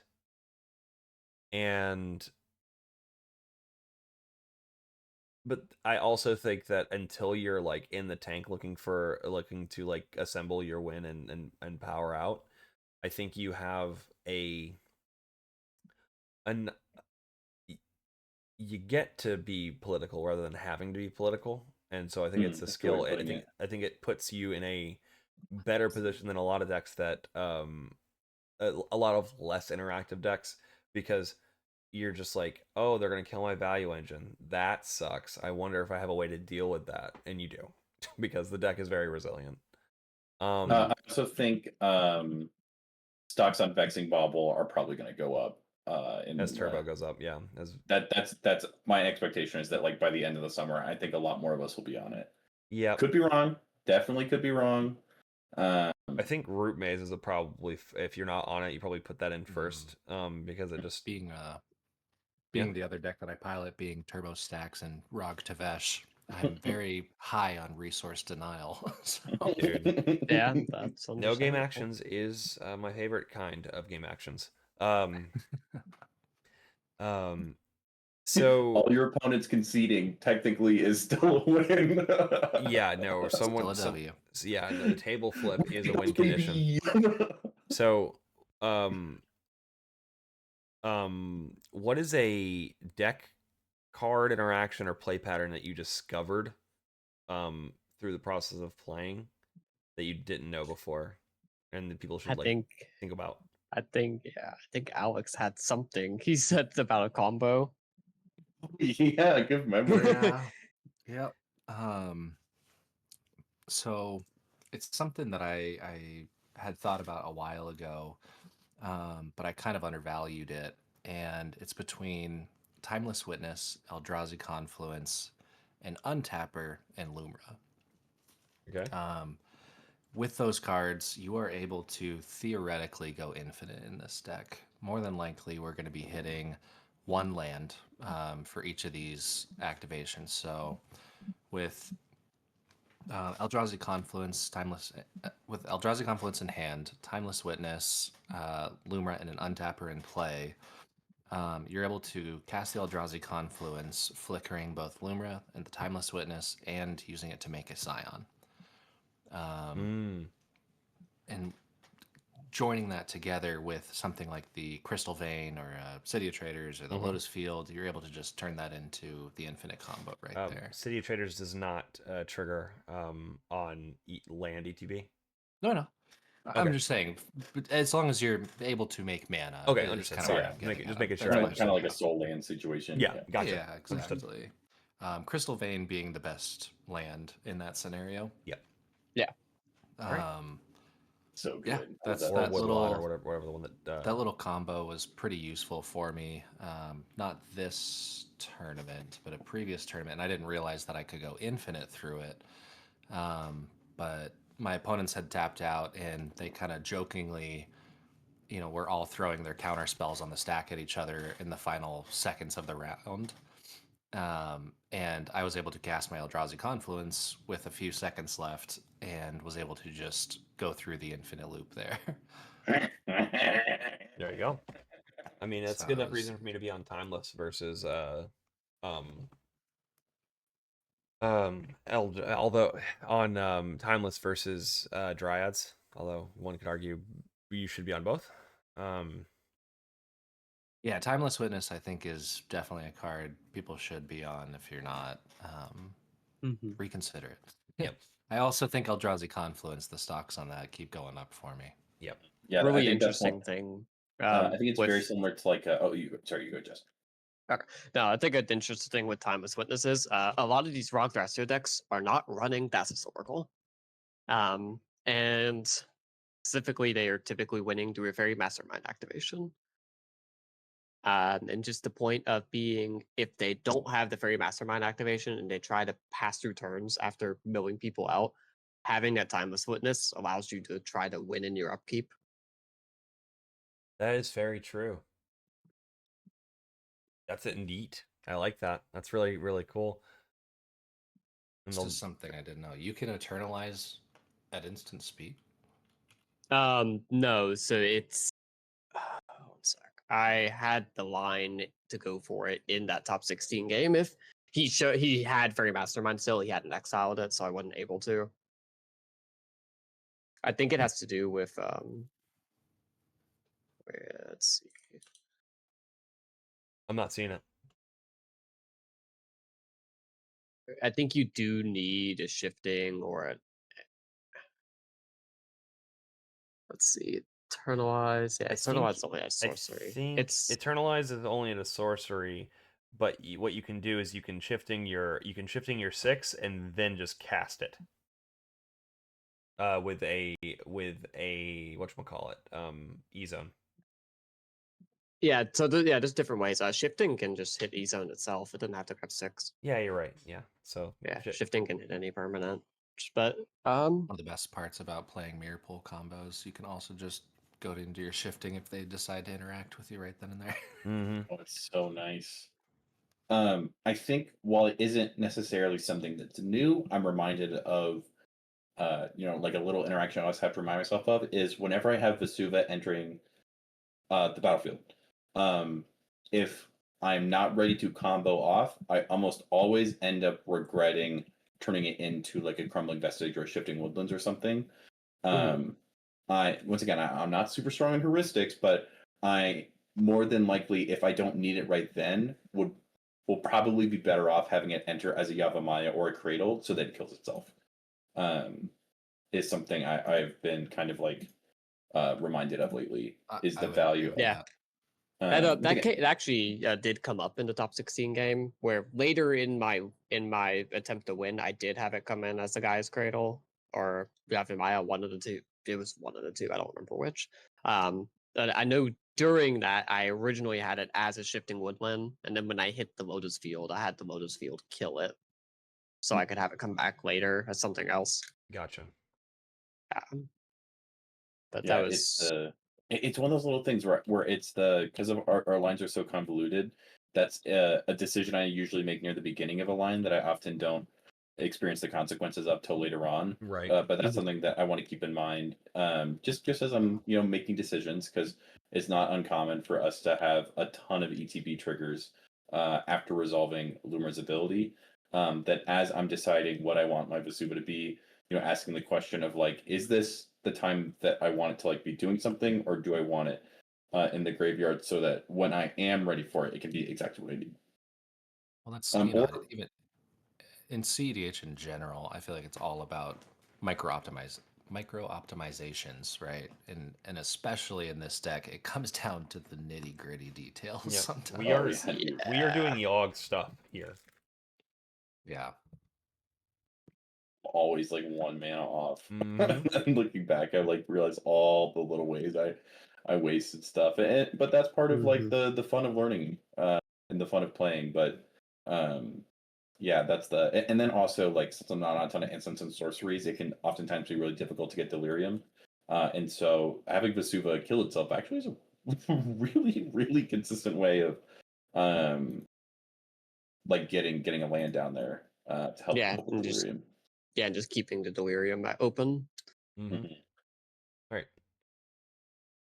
So I don't have any special interaction because I don't play this deck enough to remember all the cool like things I've discovered, which there aren't many. So I will move on to the last question before we call it for the night. Is what is one tip you would give to every single Lumra or CDH pilot? I would say when you're going through a combo, use. My buddy actually taught me this. He said use linear thinking. Says this is how I can win the game, right? But I need this piece and it currently doesn't work for me. Don't just say that doesn't work anymore. Say how can I get this piece to work for me then, right? How can I get so what was I playing? I was doing I can't remember the exact line right now, but I basically needed either Echoing Deeps or Vesuva, and I had both of them in play at the time. I completely forgot that my Echoing Deeps was Lazatep Quarry, and I could have turned it into, or I could have sacrificed it to become an Allosaurus Shepherd in my grave, and now I have my Echoing Deeps in my grave right where I need it. And it's just these little things, you know, that I end up missing, like being able to put it back in my grave. Well, as a tap quarry, I was like, oh, I need a way to put this down there. I don't have an untapper. Even if I get my strip mine out, I don't have a way to destroy it, you know. But meanwhile, it's sitting right in front of me. It's like it can destroy itself, Alec. Like, please. Yeah. And so it's sometimes just as simple as that, right? RTFC. Yeah. There you go. I guess I would have a kind of like a generic piece of advice and then like a tournament specific one. I think generic one, kind of similar to like what Alex said, is you have to remind yourself like what deck you're playing, because there's so many micro interactions that you're trying to optimize that it's so easy to get lost in the sauce, and you can tunnel vision on, you know, oh, like I'm trying to like just get one more food chain activation, or I have to get Vesuva onto the battlefield, or you can focus on all these things. But at the end of the day, you have to remember of like I'm trying to win by getting, you know, infinite Lumra ETBs basically, and taking that step back, I find can often reveal much simpler strategies that are underneath all these complicated lines that I'm doing. I think it's very rarely that I miss stuff because of a very niche interaction, and it's far more often that I miss something because it's really simple and it's right in front of my face. Yep. And then the more tournament specific interaction, I realize it's not in vogue, it's not sexy, but like be willing to take enough time that someone has to call a judge on you. Like you can feel social pressure to like try and play through your lines really quickly, or right, you can like, you know, whether for like some sense of like showmanship of like wanting to come across as like really competent or whatever, try to like move through things really smoothly and quickly. But if you don't know what's going on, or if you don't know what you're doing, wait to take the next step until you do. And while there may be like some uncomfortable silence or people wanting you to move quickly, until a judge comes and says, bro, you gotta take a game action. At the end of the day, you're not doing anything wrong. And so what can be really frustrating or really annoying when our opponents do that. And just like Drew was talking about earlier, I think more often than not, we're in situations where a judge should be called to help keep the game moving. Yep. I would highly, highly encourage people, specifically if you're playing in tournaments with money on the line, be willing to take up more time than you think you deserve or are owed.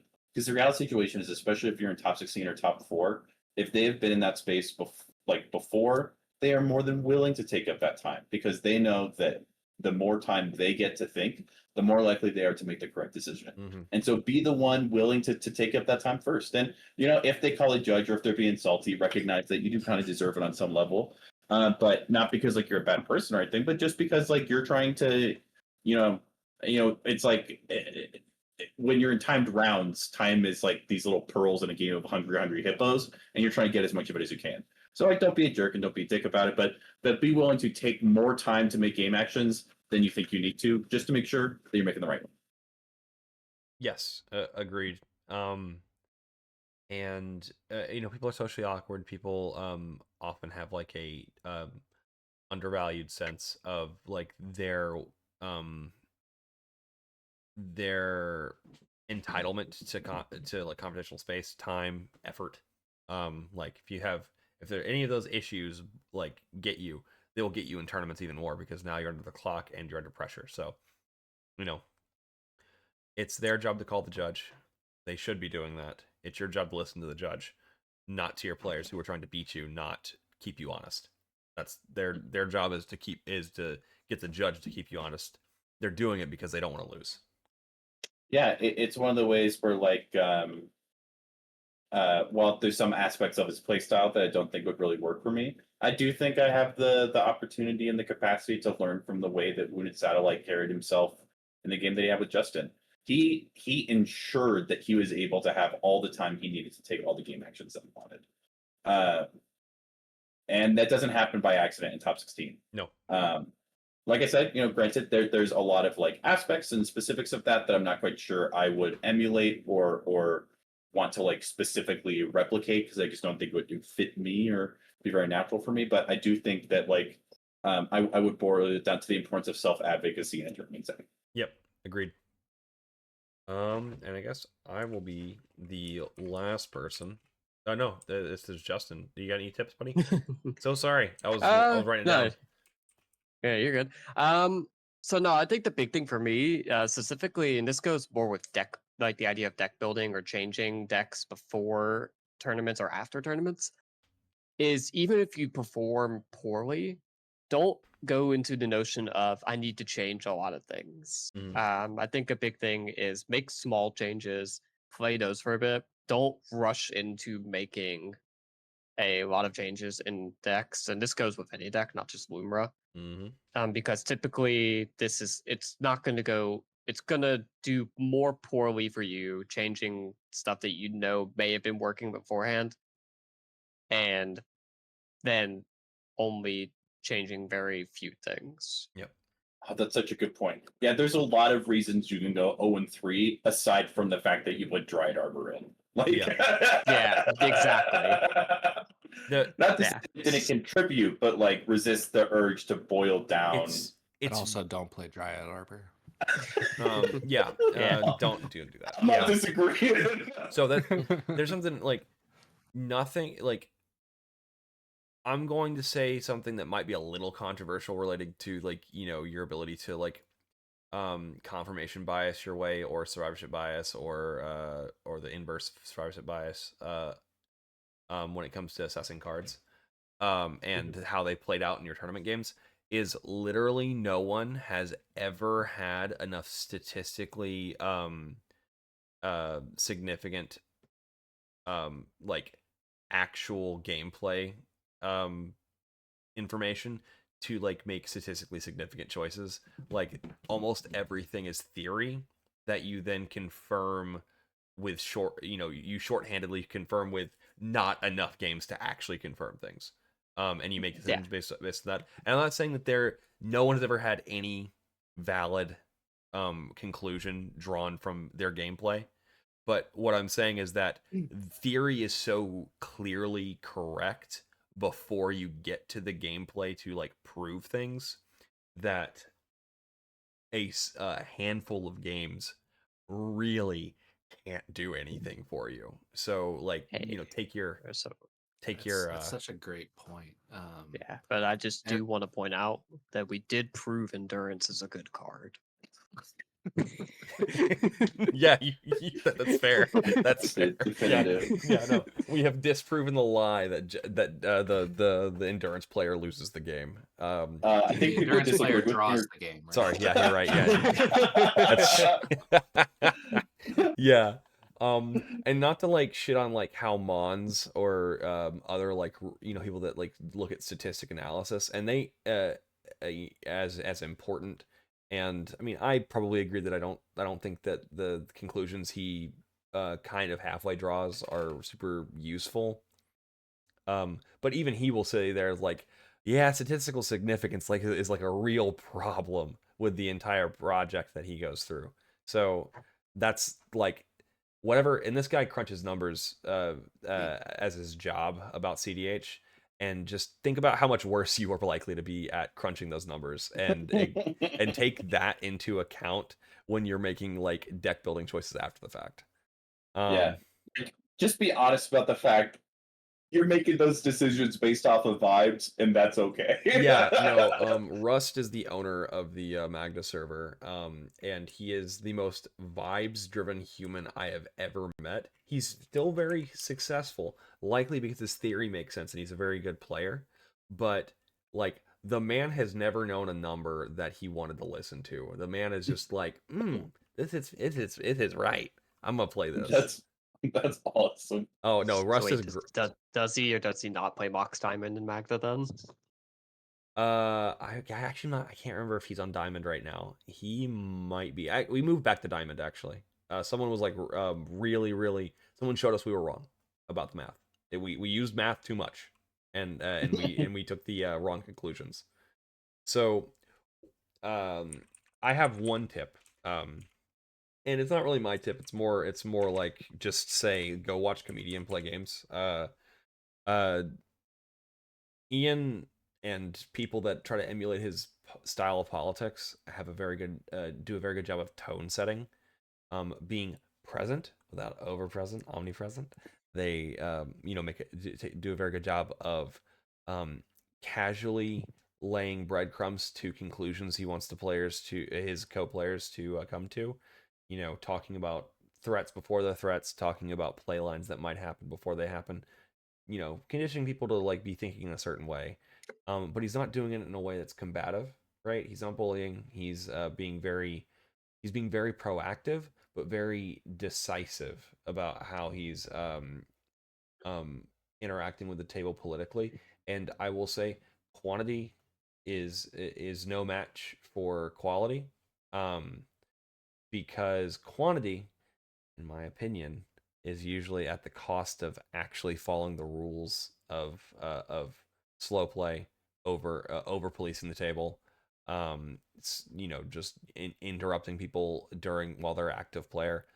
And I think that if you emulate a softer, more decisive, more considerate approach, you will see a lot better results, and you'll hear more things instead of being domineering. So that'd be my tip. Yeah. Be very proactive, but very kind and considerate. Yeah. All right. Geez, that was a long one. I really appreciate you guys being here. I want to just say thank you for the helping me through the inaugural Apex Predator episode, and big congratulations to both you, Justin, and you, Alec, for your respective deep runs. I think you might have hotboxed yourself with the bear costume, and that may have affected your play. Maybe bear ears next time. I think I'm gonna go the exact opposite next time. So. Oh, nothing? Wearing nothing? I mean, nothing? Yeah, just bare naked. Bare naked. Bare naked. That's awesome. Oh man. Oh, that's hilarious. Oh, God, my hyena laugh. I'm gonna have to edit that. But yeah, no, it's beautiful to see what you guys have accomplished in the last week. It's really awesome to like have this contrast between us, our perspectives and how to play the deck. It shows the deck is healthy and growing and diverse, and that will breed even more people like exploring it. So to the listeners, thank you for sticking around for this 3 hours and change podcast, and let's hope I'll do another one of these Apex Predator episodes very, very soon. Looking forward to it. All right. Yeah, I would love to as well. All right. Later, guys.